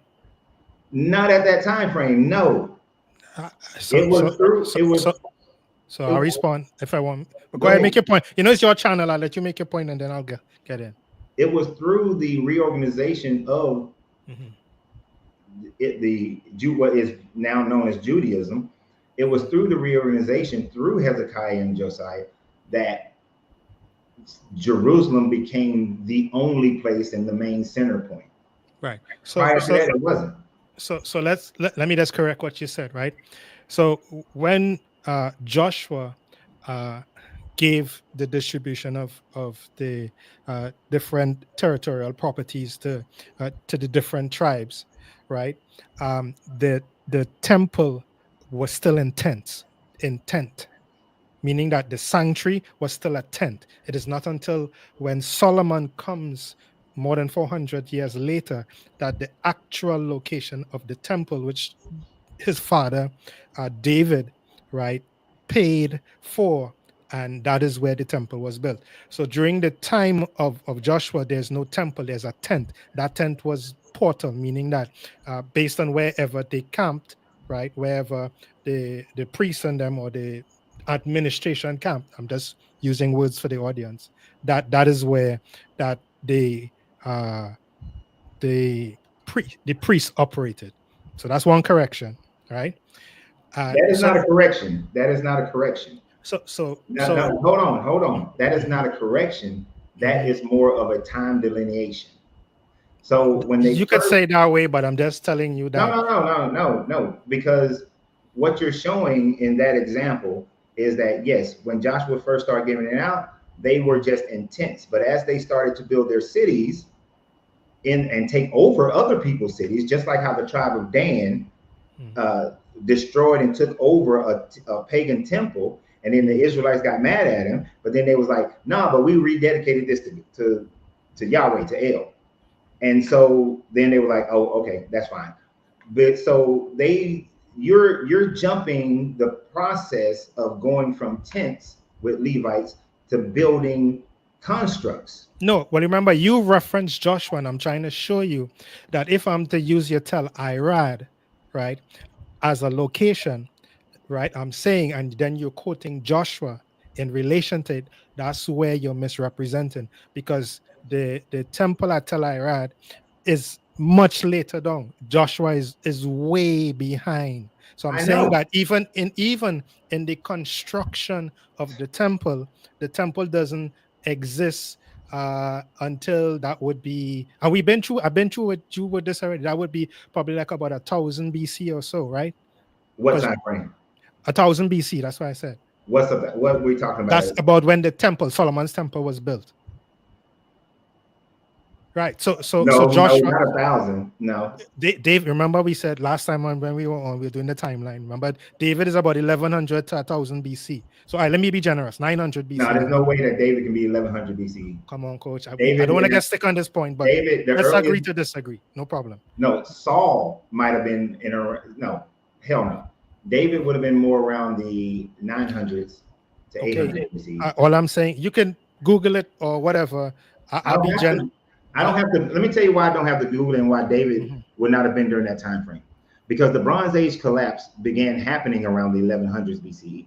At mhm, that time frame, the Israelites were still a nomadic tribe, mhm, and it would have taken them a few centuries before they became a nation. mhm, So even not one archaeologist that other than apologetics, mhm. but most archaeologists are putting David and Solomon in the 900s to 800s BCE time frame. We've been through this. I don't want to go through this again. I'll leave it. Whatever figure you want to use, I'll be generous with it with you with it. No problem. We'll agree on that. So and I said that from the beginning. So my point is this, right? You're still mixing up Joshua. Joshua is more than 400-500 years before, right? So I'm just saying before even the temple is even built, right? Even in the time of Saul, because he says, hey, after 400 and something years, they went back to fight the Amalekites. So I'm just saying that in referencing Joshua, the timeline is not correct because the Tel Arad would have to be later, since it's a city, would have had to be developed later on. And I'm saying, and you were kind of correct in terms of using Hezekiah, and I say, okay, fine, I can use Hezekiah because Josiah is one of his descendants that comes to the throne, and he breaks down these groves, right? I can reference that in Second Chronicles chapter 34, and this is what he said, right? Verse 3, and he says, and he purged Judah and Jerusalem from the high places and the groves and the carved images and the molten images, and he break down all the altars of Balaam in his presence and the images that were on high above. He cut them down and the groves and carved images and the molten images. He break in pieces and made dust of them and strode it upon the graves of them that had sacrificed unto them. And he burnt the bones of the priests upon their altars and cleansed Judah and Jerusalem. So my point about being the Telluride, when you talked about the location and the cannabis, my point is this: the material is recorded in scripture. I think is in Exodus chapter 30 of what incense was burnt at the temple. So it's recorded in scripture. I think it's Achaya. I forgot the name. I could always pull it up. There's God actually told them specifically what it is he wanted them to burn in terms of the incense. So there's no, hence, and I'll just throw this in. One of the main reasons that there was so much trade in Israel is because of that, of the mere fact that they burnt this incense every day. So there was a trade developed because of this, right? And I'm saying that the location of Tel Irad and its pagan site has nothing to do with the incense, right? And the perfumes that was done at Jerusalem. And that's what I'm saying, you're misapplying. So some people can go away with the idea when you say, oh, the high priest burnt cannabis because they found it at Tel Irad. I'm saying those were not Jewish, right? High priests. They were pagan. And that's my point that I want to bring across. Okay. So let me correct you, as you would say. Go ahead. Yeah, you know we good. Don't worry, we good. Go ahead. So the plant that you were thinking about is acacia. I'll get the code for you, no problem. I'm telling you, it's acacia. And acacia, which was used in the Temple of Solomon, acacia is known to have hallucinogenic properties as well. This is one of the reasons why acacia was also used, because it has the hallucinogenic properties. And in the building of Solomon's temple, acacia was part of that. Now, as far as Tel Arad is concerned, Tel Arad had been around since about 4,000, 5,000 BCE. It's been a city that was originally an old Canaanite, old Sumerian city. It became a Canaanite city, and then it became a Judite city. All right. The thing about it is that the cannabinoids that's been found on it were burned during the time frame that it was a Judite city, not during the time frame when it was a Canaanite city, but roughly from about 1,000 BCE forward to 700 BCE, it was used as a Judite city. All right. Now, the thing about it, most of these archaeologists and historians, they don't think that it changed when it went to Jerusalem, that they were still utilizing the same incense and the same plants to do so. So to say that, oh no, that wasn't the Israelites, is BS, because it wasn't as if Josiah and Hezekiah was trying to, what they were doing was also reorganizing the religion itself. This is when beforehand they were worshiping El and his Asherah. At this point, they wanted to make El singular, which is why they toppled over and buried the Asherah stone and then just kept the El stone sitting up. But then when they decommissioned the entire temple, they laid both stones down, but never buried the El stone. This was during the time frame that they reorganized. They weren't even in control for the most. After this, they lost Tel Arad to the Assyrians. And so in an attempt to maintain the integrity of their holiest of holies, they buried the temple. No, Jerusalem never fell to the Assyrians. It was to the Babylonians. No, stop. I'm talking about Tel Adad. They buried and and I'm saying it's a province within the city. And this is when they moved everything to Jerusalem, where everything, all worship and stuff is centered in Jerusalem. This Mhm. doesn't happen until they reorganize the religion. Right, but here's what I'm saying. Tel Arad is located south of Jerusalem. It would still have been in the confines of the kingdom of Judah. When the kingdom split, right, the 10 tribes were conquered by the Assyrians.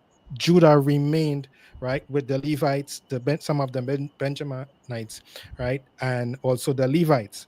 So I'm saying within the confines of vicinity, it's to the south of Jerusalem. It is Babylon who takes capture of that whole particular what I would call it state. Let me just use that word. No, that's not the word I want to use, but let me just put it that way. So tell Irad, if it were to, it would have never fell to the Assyrians. If it would have fell, it would have fell to the Babylonians. All of the Assyrian kings are before. We've been through this already. You do realize the Assyrians conquered Mhm. all the way down to um, Egypt. No, here's what I'm talking about. Yeah, they conquered Israel. So remember, Israel, when after Solomon splits, you have Israel to the north, you have Judah to the south, right? So you got 10, one went away, two remain, right? The 10 was assimilated into Assyria. The two that remained and some of the Benjaminites remained there. Assyria went back, and we can go through that history. But what I'm just saying that the Tel Arad is located to the south of Jerusalem. It's in a locale of where Judah would have still been in charge and in control. So I'm saying that if it was taken, it would have been by the Babylonians, since it is after Zedekiah that Jerusalem falls, and there's never been a king since. So you know I don't come here and ain't gonna know my chronology of the Bible and the timeline and the kings, right? We've been through this already. So I'm saying, if it is that you're saying that okay, the location is there, I am saying fine. We know that the location is there. We know that the report says that they found cannabis. I'm not saying no. All I'm saying is that that site was a pagan site. It is not a Jewish site where the central worship during that time would have been in the temple. And I'll give you the quote. Let me just for reference sake, which is in Exodus chapter 30 and verse 34. It says, "And the Lord said unto Moses, take unto me sweet spices, stacte, forgive my pronunciation, Stacete, and onycha, or Nonycha, and galbanum, which is Galbanum, these sweet spices with pure frankincense, and each shall be like a weight, and thou shalt make it a perfume, a confection after the art of the I can't pronounce that word, put to carry, tempered together, pure and holy." So there was a specific uh herbs were used, and they was supposed to prepare it in a particular manner, and with the Jews had that down to a science in terms of what they did with it. So I'm saying that nowhere there can you ascertain and say, well, okay, the high priest burnt cannabis. I'm just saying you're just being loose with it. I know what you're trying to say, I'm but not let's being be let's loose be with. fair. Let's be fair with the scriptures. That's all I come to do. You know that. I'm not being loose with it at all. Mhm, You are working your way around it. First mhm. of all, that was the Neo-Assyrian Empire. What's the time frame? Which time frame you're talking about? That is not the map that I wanted, but I'll take I that. know because this map is much later. Neo-Assyrian This Empire. this that map is much later. This was in.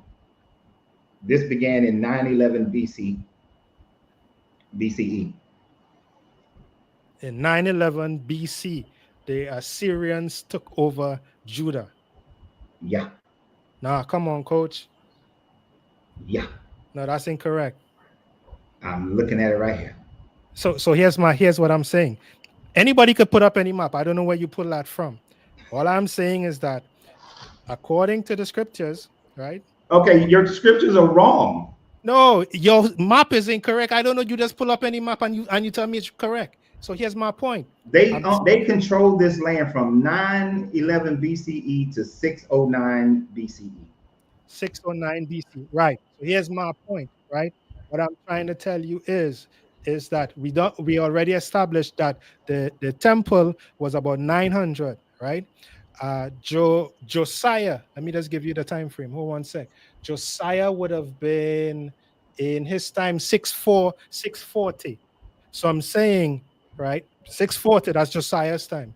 So if you come later down, right, and this is a well-known one, it is 586, right? Sorry, 539. No, sorry, my bad. Zedekiah made king 597. Jerusalem temple destroyed 586. Correct. So Jerusalem temple is destroyed by Nebuchadnezzar in 586. They are taken into captivity. I'm saying we're not talking about 586. Okay, you may not like this map because it doesn't fit the narrative. No, I'm saying your map is incorrect. No, it is not, because what we're looking at is, so from 705 to 681, it was controlled by Sennacherib. From 681 to 669 by Esarhaddon. And from 669 to 631, which will encompass your Josiah time frame, Ashurbanipal. The fact of the matter is, we have the king's list from the Assyrians. Yeah, but they never controlled Judah. That's what I'm trying to tell you. They controlled all the way down into. No, that's what I'm trying to. So listen, do you know what this? You can Google it. I'm just telling you. There is no archaeological evidence that shows that. No, we're not using archaeological evidence. You're just trying to red herring. My point is this: in 586, if you Google just now, if you Google the fall of the temple of Jerusalem, 586, did Nebuchadnezzar come and conquer? That has nothing to do with the fact that your Bible and Sennacherib's writings talk about the fact that he conquered all these lands, that he left Jerusalem as a vassal state to pay their tributes to him. No, that's not what it says. In the inscription, he says something about he has Judah wrapped up like a bird. He never said he conquered it. Come on, coach. What we doing? They are, dude. So in the inscription, there's a list of kings there, right? And he said, I conquered so and so, I conquered so and so, I conquered so and so, and I conquered so and so. However, when it comes to Judah, he says what? He said, I have them like a thing. But it so happens that same king went back and he lost, his two sons took over. And it said that war started. There was a war that started back in his own country. He left Judah, right? Went back. He lost, his two sons split the kingdom, right? And that's what I'm saying. It is Nebuchadnezzar who now comes and encamps and takes over Judah. I'm not saying it's not Israel. Nebuchadnezzar is hundreds of years after the time frame that we're talking about. No, you're getting it mixed up. No, listen, you are just trying to fit into the last name of the king you just said was during the time of Josiah. Ashurbanipal. Who? Ashurbanipal. That's not, wait. We've been through this already, coach. Come on. We got Shalmaneser the fourth, 728, right? In 723, Israel is captured by Shalmaneser the fifth, sorry. 6th year of the king of Hezekiah. And that's Israel. You mixing it up. Come on, coach. I'm looking at the king's list right now. You listen, the king's list, match it up. So I'm telling you, they did. I'm telling you. So here's my point. Sargon the second was 722 to 705. From 705 to 681 is Sennacherib. From 681 to 669 is Esarhaddon. And from 669 to 631 is Ashurbanipal. From 612 to 609 is Ashurbanipal II, who was the last Assyrian king. Right. They did not rule Judah. So here's my point. They did not rule Judah. It is Nebuchadnezzar who comes later on. Scripturally and historically, you can Google it. I don't want you to lose on the point. I already know you're losing. I'm saving face for you. I am not losing. Do you realize how much you have lost? No. Because you don't want to admit that the Assyrians conquered this land.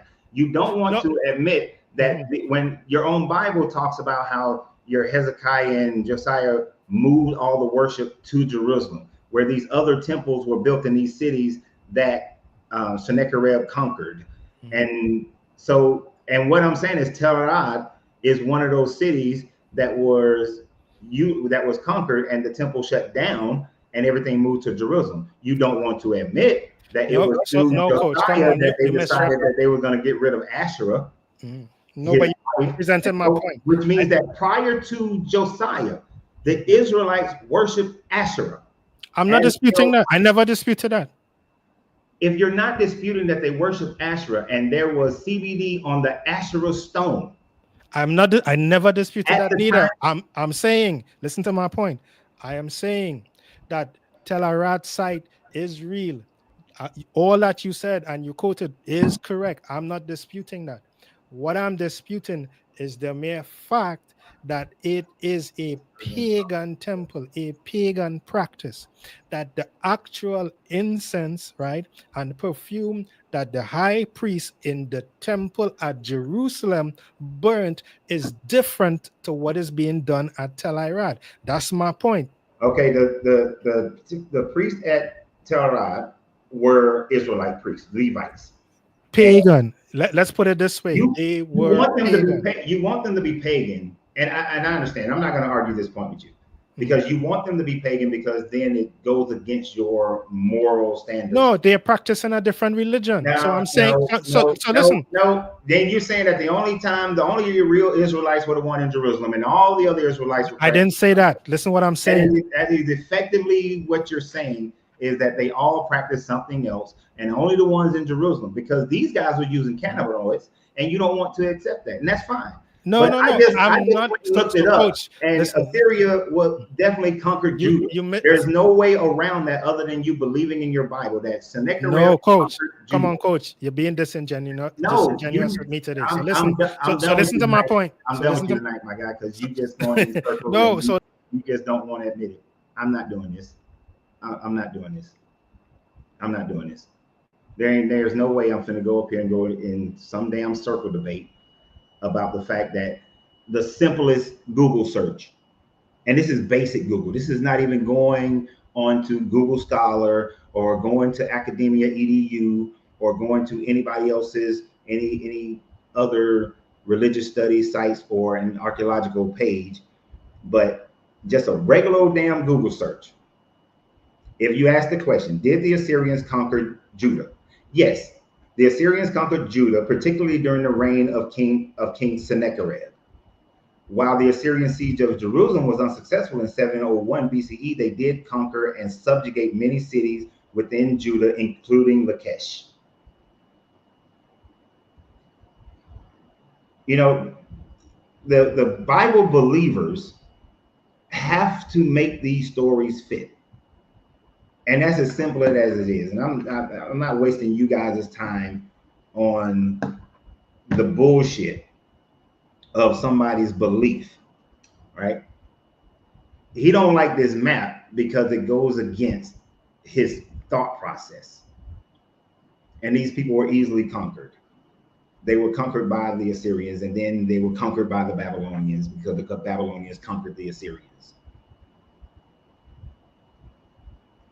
And so it wasn't until Josiah that they got rid of Asherah. But if they was utilizing Asherah prior to Josiah, then they believed in El and Asherah. In Jerusalem, they did too. But of course, once they got rid of that, of course, they're going to get rid of the evidence of it in Jerusalem. You don't tear down the pole or bury the stone in the smaller temples and leave it in your big temple. It doesn't make sense. And the fact that and it doesn't matter if the Bible says, oh, they use this one, they use this incense and that incense. What the evidence shows in Tel Arad is that they use cannabis. That's like me saying, oh, I only use goat milk in my, not goat milk, oat milk in my coffee. But then somebody used a damn instrument to measure and see what is in this damn coffee. And if it comes out that it's cow milk in here, it doesn't matter what I said. It doesn't matter what I wrote down. The science shows that it's fucking cow milk. So if the damn science shows that it's cannabinoids on the Asherah stone that was worshipped in the Israelite freaking temple, then it was cannabinoids. And if it was in the holiest of holies, and one of the reasons why they know it's part of the holiest of holies is because you see that dark kind of rock in the back right corner. That rock has an inscription, had the inscription to let you know that it was in the holiest of holies. So you're full of shit, Primer. You're full of shit tonight. You just want your story. And if you want your story, that's fine. But what I'm not going to let you do is come on here and just make up some bullshit. There is not one historian, and probably not even one of your apologists, who would say that the Assyrians didn't conquer Judah.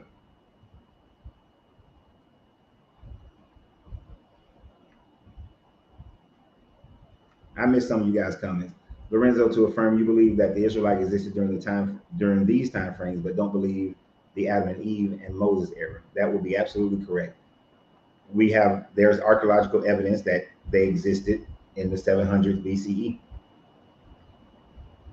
The earliest mentioning of an Israelite is 1204 BCE. Before that, there is no mentioning of an Israelite. There is never the mentioning of a lot of the kingdom shit that they say.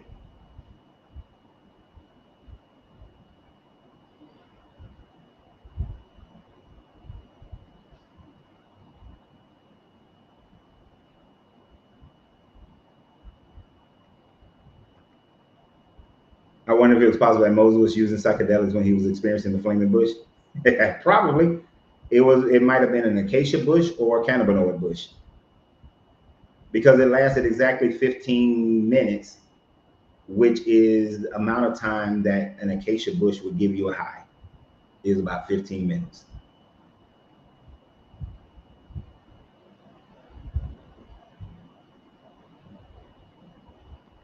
They did not go into captivity because they were wicked. They went into captivity by the Assyrians and the Babylonians because they got their ass militarily whooped. It's as simple as that. It has nothing to do with a god. No gods. Gods don't imprison people. Gods don't do none of that stuff.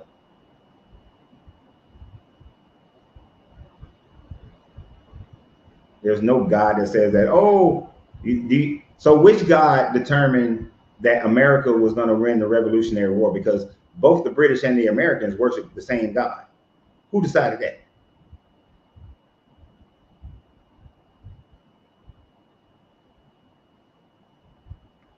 And you're right, Sean. That's about what that was. Come on, coach. Come on, coach. You prove me wrong. Now I'm just arguing to argue.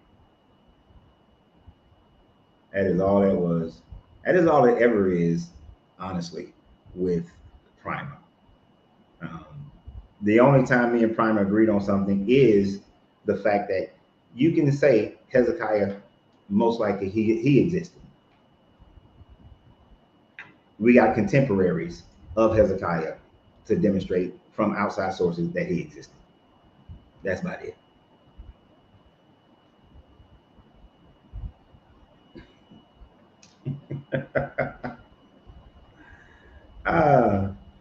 Man, that just demonstrates this mentality of the believer that they will ignore proven historical facts in order to believe their story.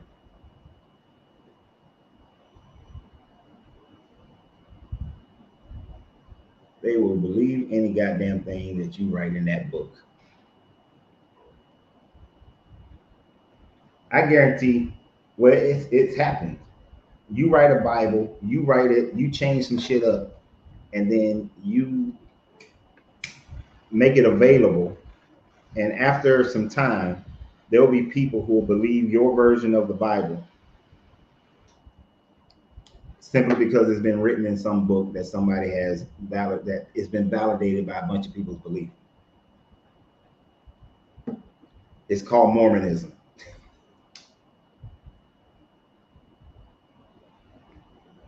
Do you believe in karma? Nope.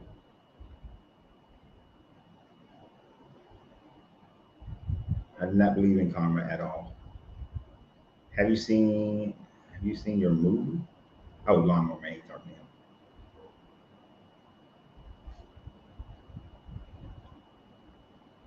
Their mistakes ultimately led to the Northern Kingdom conquest by the Assyrians. what their mistake that they weren't good militarily? Because it wasn't a mistake of the worship of their God.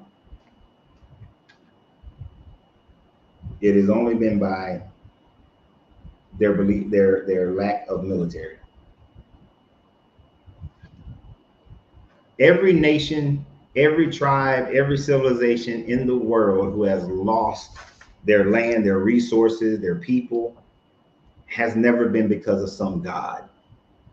Every time someone loses any of those things, it is because they lack in manpower and or technology to defend themselves. They couldn't defend themselves. That is the only reason why Sennacherib was able to continue growing the Assyrian Empire.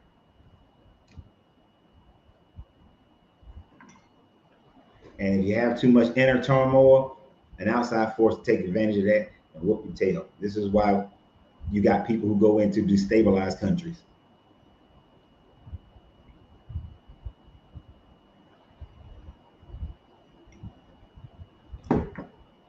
That's why the Assyrians eventually lost too. The Babylonians eventually lost because the Persians, for the same reasons, interior problems combined with a larger and better military. So all this God shit is bullshit.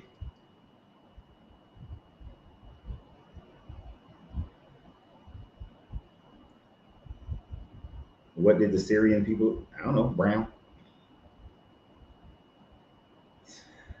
skin?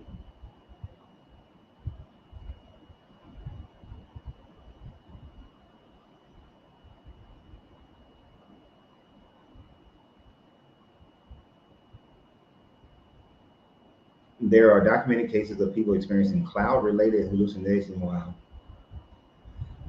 on psychedelics. I can believe that. Yeah, people experience that without it. What is it called? Paradisium, some shit like that, where you see shapes in clouds.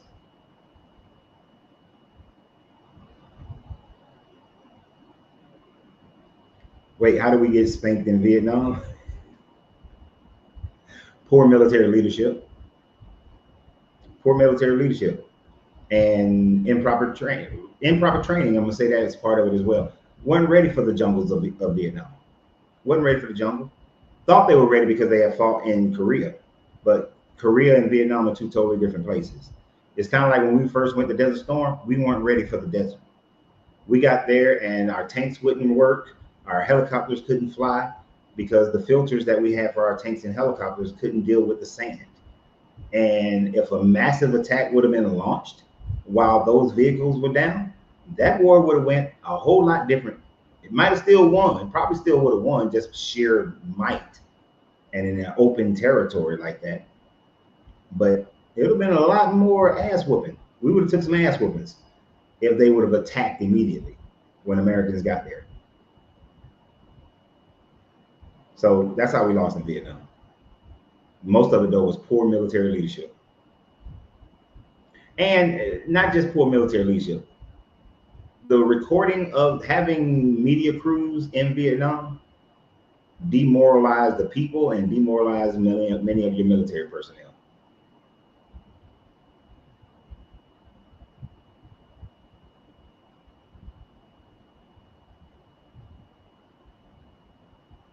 Let's see where we at.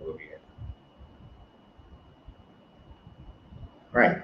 And then sometimes, and let me tell you, military leadership and the will of the people can do some amazing things. This is why some revolts win and some lose. But the 1804 revolt in Haiti, they didn't have the military might, but they were able to win because of their resolve. And they had given up the guise of they had a different why. Their why was stronger. The same with the American Revolution. The American Revolution, technically America should have lost. The colonists should have lost.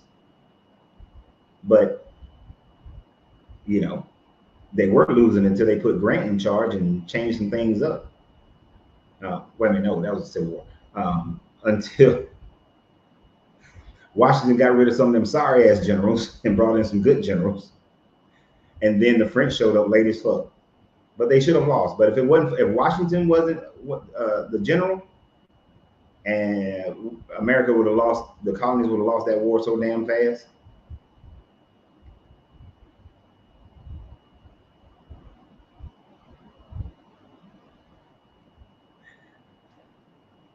I heard something about that.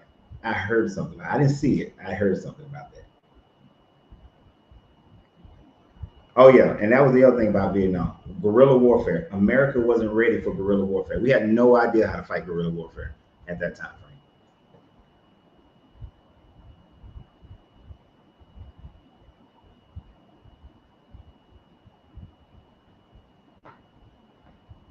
Someone said if we go into a civil war, black people will be on their knees looking up while getting their ass kicked.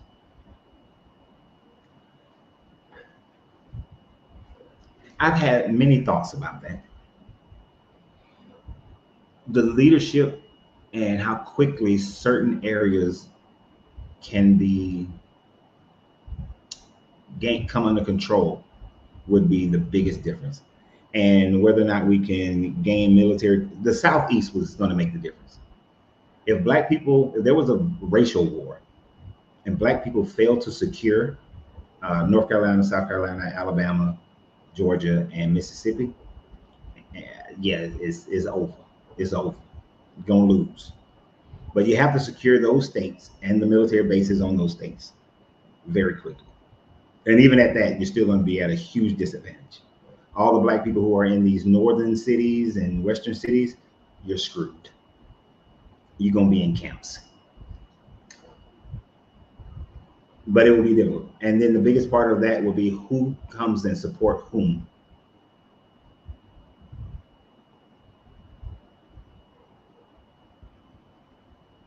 Question for you, then I got to go back to work. Well, I appreciate you stopping through. If you reach the end of your life and you had the option to do this shit again, would you choose to come back? Hell no. No. You gotta no. Humans come back and deal with humans? No. No. No. It's not even the earth. The earth is built to kill you. It's not even the earth that bothers me. It's the damn humans.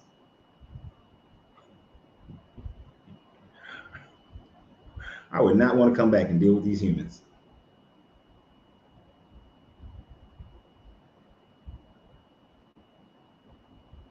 So, well, we got it. Depends on Mississippi and Louisiana. Yeah, people don't realize how many military installations and support structure military installations are in the Southeast.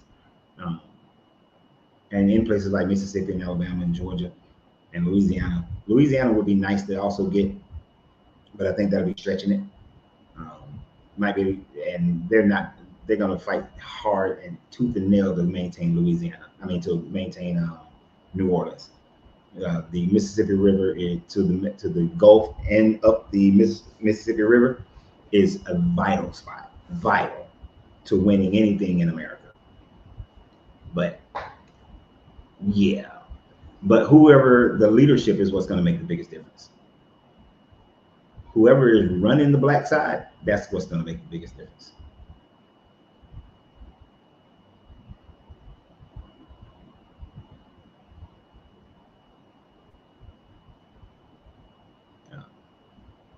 You let me be in charge of it, we got a fighting chance. If I'm not in charge of it, can't say how it's going to go.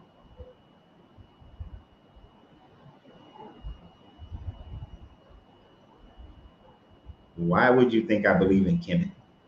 I don't believe in Ra and Osiris and Heru and all that. I don't know why you think that. I have never made that statement before.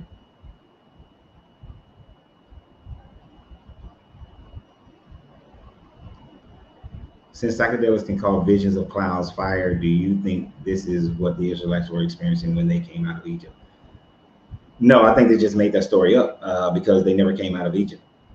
So I can't say that if they, and that would be one hell if the story was true. You're talking about with 2 million people having this massive hallucination. God damn it! Ever since I took those teeth out. But no, I don't. But they never came out of Egypt. But if they did, and that's just some storytelling. They're just making some shit up. Ain't that much. Ain't that much hashif. Your students say you believe in Kemet. Oh, well, whoever said that. No, if I don't say it, I never said I believe in the gods of Kemet. Why would I believe in the gods of Kemet? They're just as well. They ain't just as bad as the Israelite God. I can't say they as bad as the Israelite God, but no, there's about as much proof of their existence as there is of the Israelite God.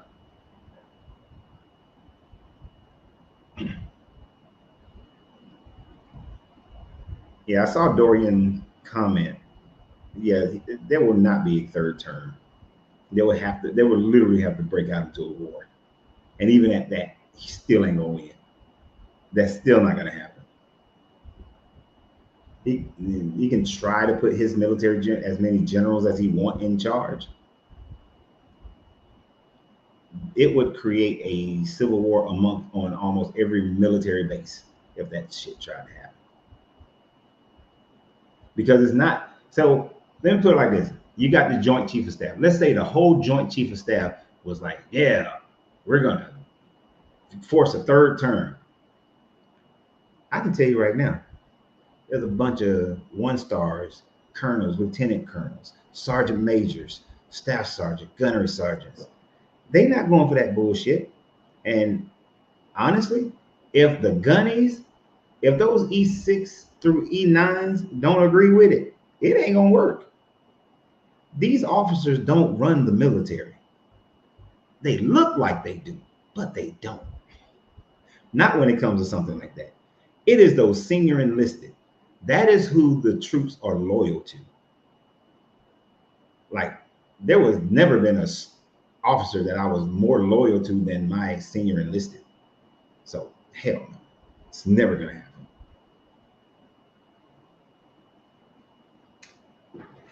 Never gonna happen.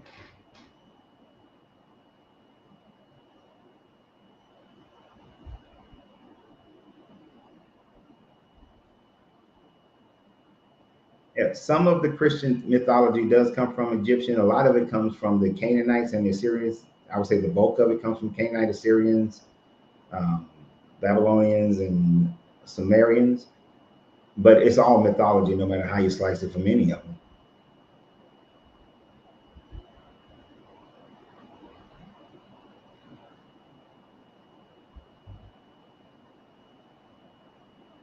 I've never seen that report that they were seeing ladders. Ladders often appear as symbolic imagery in altered states of consciousness. I've never seen a ladder. I'd probably try to climb it if I saw it to escape Earth.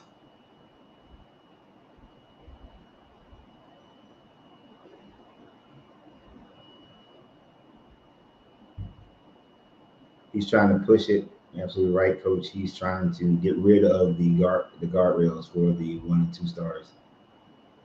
Yeah, but he ain't gonna be able to do it. That's why I don't even worry about it.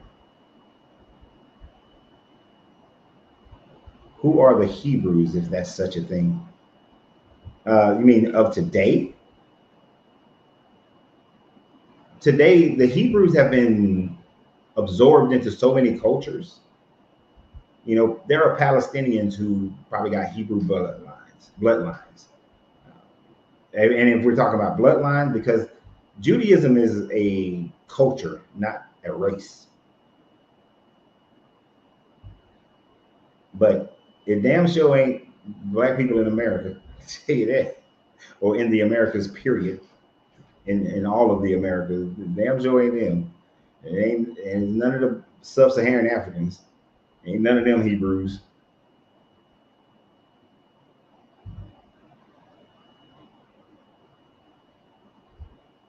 Jack, what Jack said?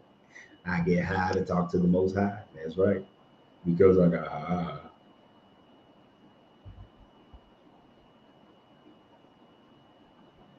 I don't think that unless your family has been in the Mediterranean and you can find a direct connection that goes all the way back to, at minimum, you got to at least be able to go back to about the 300, 200s BCE. I mean, 200, 300 CE.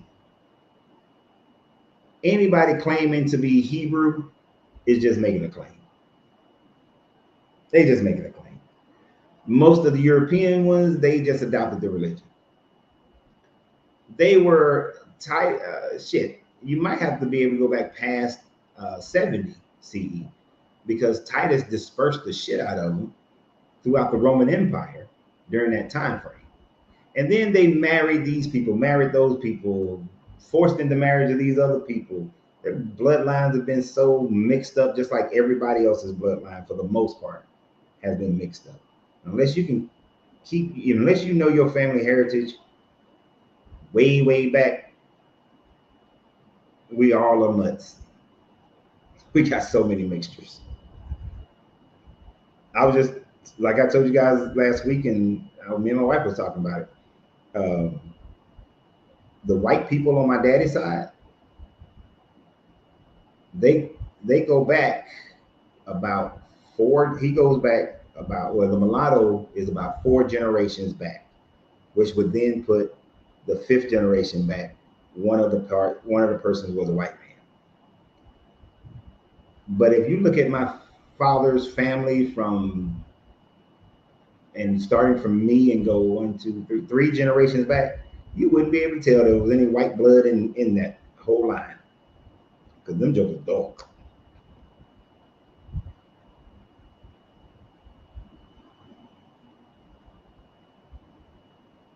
You say Ashkenazis and Misharet, whatever, can trace back 2,000 years ago. If they can, that's what I'm saying. If they can trace back way back, oh, so that is Iraqi Jews, they'd have to be able to trace it back. And I would have to see the names, and you got some places, you got names, but let me see the whole thing. So like I was just talking about my family, right? I know I got my dad's line, but my dad has his father and he has his mother, and she was a Broughton. And if I trace the Broughton line, it goes to all these people. Then I trace the Reed line, it goes to these people. But even though they married other people, and it goes to all these people. And then all these people goes to all these people. There's like millions of people. Some native to America, some Europeans, whole bunch of them Africans. And they just go back. So if somebody was like, yes, I can trace my family back, you might be able to trace one line back. One line doesn't make you who you are. You know, one line does not make you who you are. Now, if you remain, and I don't know, but if you remain isolated, you might be able to do it to a higher degree. But even in that, are you just tracing one line? You mean tell me that throughout all that time, they ain't had no Romans mixed up in there, no Cometics mixed up in there, no Barbers, no Tunisians, no Romans, no Greeks, no Canaanites or whatever. None of those other people were mixed in there. Yeah, that's kind of hard to accept.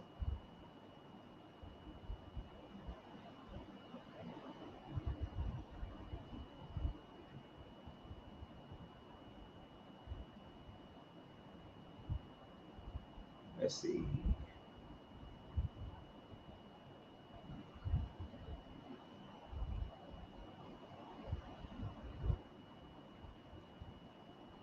Let's say, yeah, how the Israelites and Hebrews, when the first king of Israel allowed his wife to build foreign temples in the kingdom.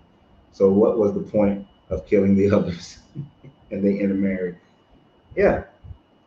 And hell, look at the line of David. You got you got Ruth and Boaz. So let me start back. You got David. You go back, he got his daddy Jesse. You go back, he got his daddy Obadiah. You go back, you got his daddy Boaz. But who was his mom? Ruth, a Moabite woman.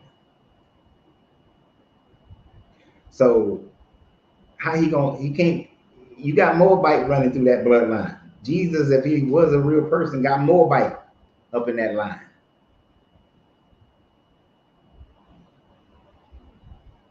So these lines, you know, is a bunch of bullshit to me.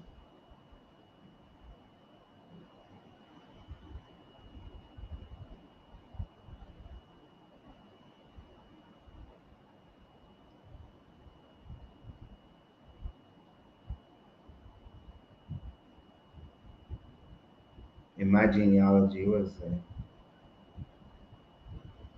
In my genealogy, it's more line than both.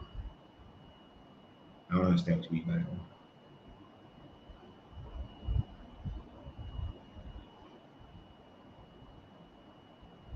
Canaanites and Phoenicians traveled all the way to North America. Where's the proof of that?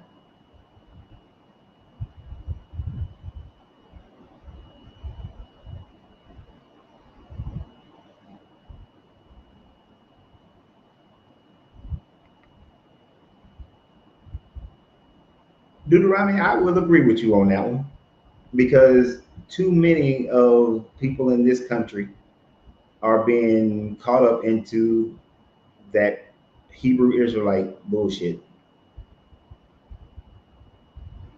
I will agree with you on that one.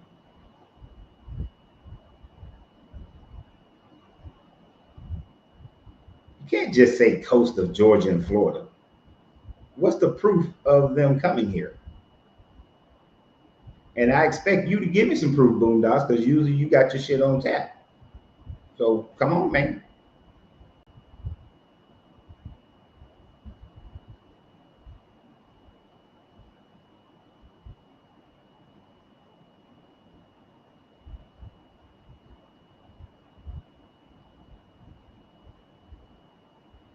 Okay, African artifacts found 4,000 years ago being found in Mexico, but that doesn't mean they're Phoenician and Canaanite. Where I'm gonna need more than that. But that's a start. I can look that up. Shit, let me look it right now. Let's see what pops up first. African artifacts found in Mexico.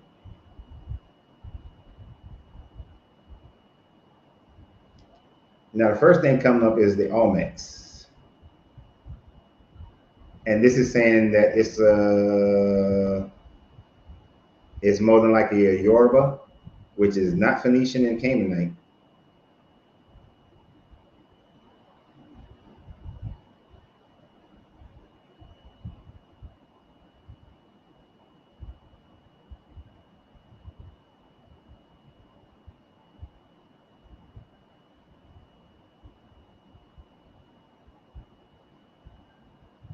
No?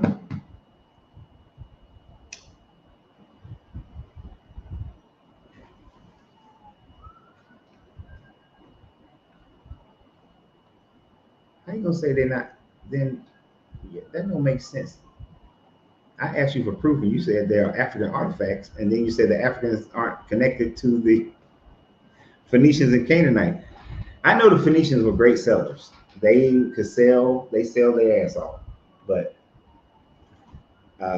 is it possible that they have the ability to be able to sell across the Atlantic? I mean, it's been proven that the boat designs of the Egyptians could have sailed across to the Americas. Would they have sailed across the Americas? What was their purpose? Would they have done it? That's a whole other question. Any proof of them doing it? That's another question. But there has to be something that connects them.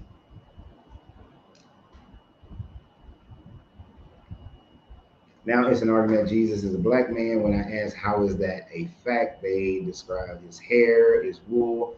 I wonder if no one ever seen him, how would they know what he looks like? They're utilizing the description in Revelations where it says that his hair is like wool of a sheep and that his feet were like bronze. And but having hair that's wool like sheep, I'm a black man. My hair is not wool like sheep. Wool like sheep is curly. I don't know if you've ever seen it. If people have ever seen a sheep when they say that, I'm like, I don't have curly hair like sheep wool. I got black African hair. tight curls. Sheep wool is not tight curls. But bronze feet, that could be any Middle Eastern person, you know. Now there are some Northeast Africans who had more woollier hair, but they were mixing with other people. Right? So, right, and it says his hair was white like wool, which doesn't necessarily mean it was curvy. You know, it could be just somebody with some white hair. Now, as far as black, well, what I would consider black, that's sub-Saharan Africa. That's not first century Middle Eastern. Although would there have been some sub-Saharan, some dark black people up in there? Sure, there was some dark black people all throughout the Roman Empire, but that doesn't make Rome black, right? So whether through trade or through slavery, there were people of all types of colors throughout the Mediterranean. So huge trading hub.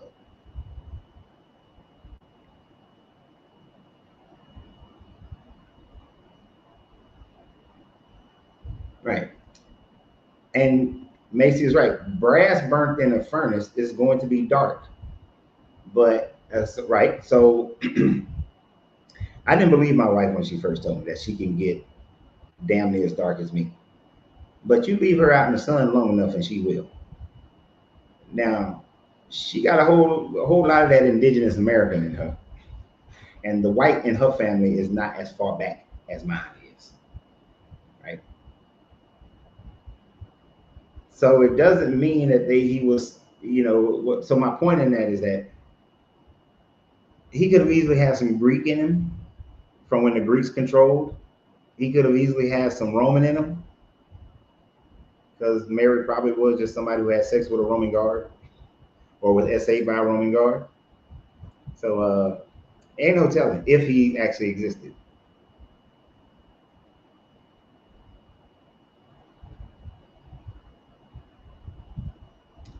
So, but at the end of the day, it don't matter.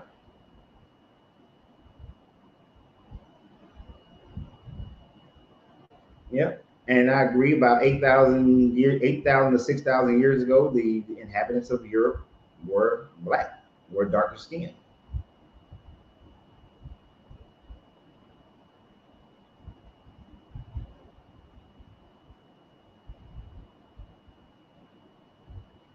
But this is why I like to bring it all back. This is the beauty of the shroom trips that I've done and all that sort of thing, because that to care about that is such a low vibrational thinking to me. To me, maybe not to you, but to me, it's such a low vibrational thinking. It creates separation and division. It holds you. So, like if you were doing a chakra thing, and the crown chakra is the release of your earthly attachments, and earthly attachment is one of them would be the fact that you're trying to validate a religion or a religious figure and its importance based on the amount of melanin is in their skin. If the teachings of Nietzsche are better than the teachings of the blackest Jesus, what does it matter? The color of their skin. If the teachings of Sun Tzu are better than the teachings of Shaka, what does it matter? It doesn't. Because if you're fixated on the validity of information being that it has to come from a person with a certain amount of melanin in them, you won't learn shit. You won't learn anything. So you have to let go of all those types of attachments. So the shroom trips help incorporate even more. I was already letting that kind of thing, I had already let go, but it incorporated even more of letting go of these titles and these attachments. Like I literally have almost zero earthly attachments. Almost zero. I'm almost there. Almost zero. earthly attachments. But even the attachments I do have, if I lost them, will I be emotionally distraught? For a minute. For a minute. But I'll eventually let that go too. I'll eventually let that go. Here's one that'll screw over a lot of people's mind and they won't be able to let it go. Can you let go of the earthly attachments of your children?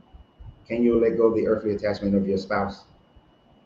And remember the old saying, if you love something enough, you're willing to let it go.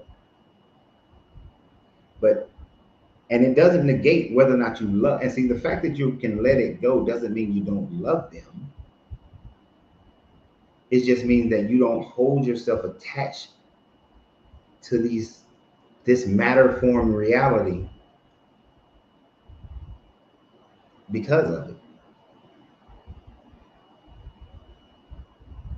Love my kids to life, but if they stop talking to me completely and walk out of my life, it'll hurt. I'll be depressed for a minute, but it's not going to change who I am and how I live my life.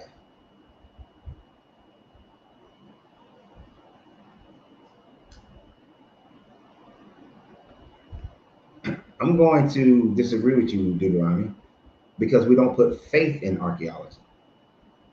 It's facts. Facts.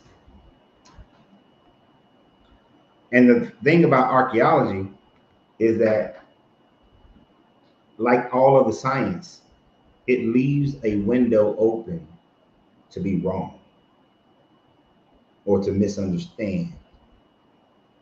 Religious dogma doesn't allow for that.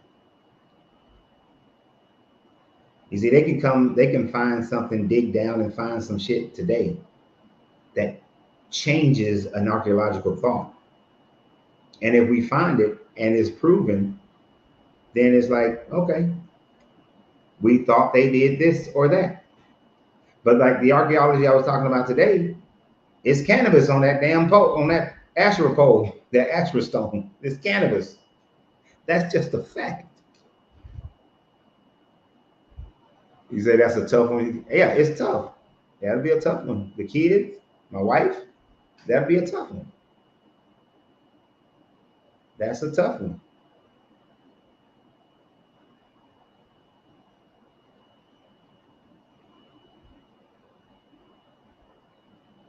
That is a tough one there. If Angelina came in this room right now and said that, okay, we're done, I'm out of your life, I'm packing my shit, and I'm leaving, I'll be hurt. I squirt a tear or two. And I would probably mourn the relationship. I would mourn the relationship. About 2 weeks.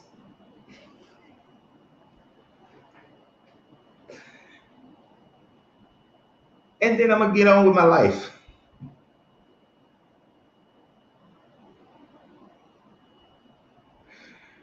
And then when she realized she messed up and she tried to come back and call me, I'm like, no. Keep on going.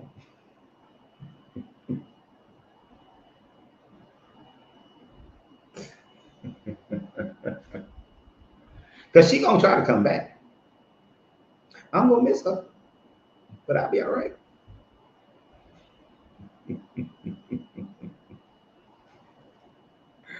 Anyway, it's been wonderful talking to you guys tonight. My cigar is gone, been gone. My coffee's gone, been gone. So earlier in the description, in here, Angelina posted the Drury Plaza Hotel at Riverwalk. That is where we're going to have the meetup. I want you guys to be able to, when you call in, use the, make sure you tell them you are coming to the Free Thinkers. When you say it for October 31st through the 2nd, the Free Thinkers meetup, so that you get the discounts on the rooms. That'll also provide you the free breakfast and the free supper. right? So make sure you free thinkers, right? I need y'all to start signing up. You don't have to pay up front when you call the hotel. All you have to do is make your reservations. That's all you have to do. Make your reservations. I will say this. I need y'all to start making your reservations. If you definitely know you're coming, make your reservations now. Sooner than later. Now. Because as more time go by, and this is a personal thing for me, as more time goes by, and if not enough rooms have been taken care of, I get charged for those rooms. All right. So we need at least, I think it's 11 or 12, 11 or 12 rooms need to be taken care of within the next 30 to 60 days. All right. Now, don't take 30 to 60 days and say, oh, I got time. If you know you're coming, make your reservation. Make your reservations. Dorian, you funny. You surprised she didn't put the eyes in the chat? She might not be listening right now. I ain't gonna tell her that I said it either. But I tell her I ain't scared of her. I ain't scared. So if you want to meet, if you want to be here for the meet and greet, like I said, there's 2 free meals per day that we're going to be there. The only cost is you. That's it. I'm not charging you anything. There's no money is coming my way. Oh, I would have Prime and say some dumb shit like that, wouldn't I? But no money is coming my way. See, Prime, you think you know me, but you don't. But no money is coming my way in this whole thing. The only thing that hurts is if we don't get enough rooms taken care of, then I got to pay for rooms that will go unused. But they won't go unused. I go and sleep in a different room every night, damn it.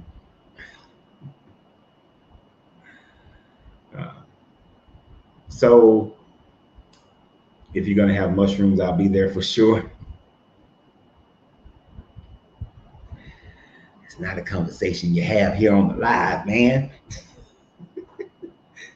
That's something you email me.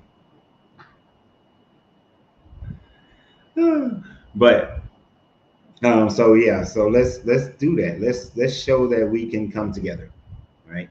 And I would love to see how some of you guys at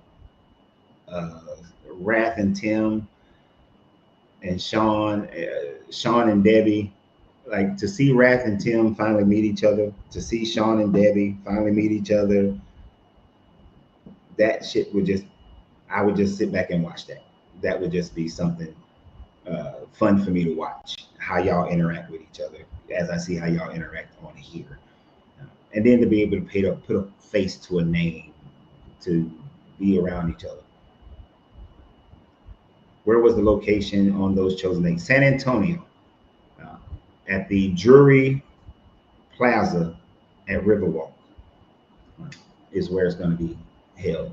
There's a link to the Drury Plaza in the comments. It was way early, like in the first, somewhere around that 12, 13-minute mark. I believe it was somewhere around in there that my wife posted it. So we're going to have that. And like I said, the places that we're looking to have some of the meetups, like the Japanese Tea Garden, it's a free space, beautiful little garden area in this little dugout quarry. There's a park that's nearby. We'll meet up there. There's there's the Devil's River, have an outside smoking area where they have, but you can also, food and all that. Angelina just posted the link to the Drury Hotel again.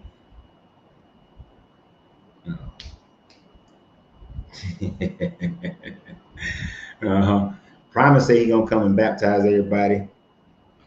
Riverwalk might get somebody floating down the river.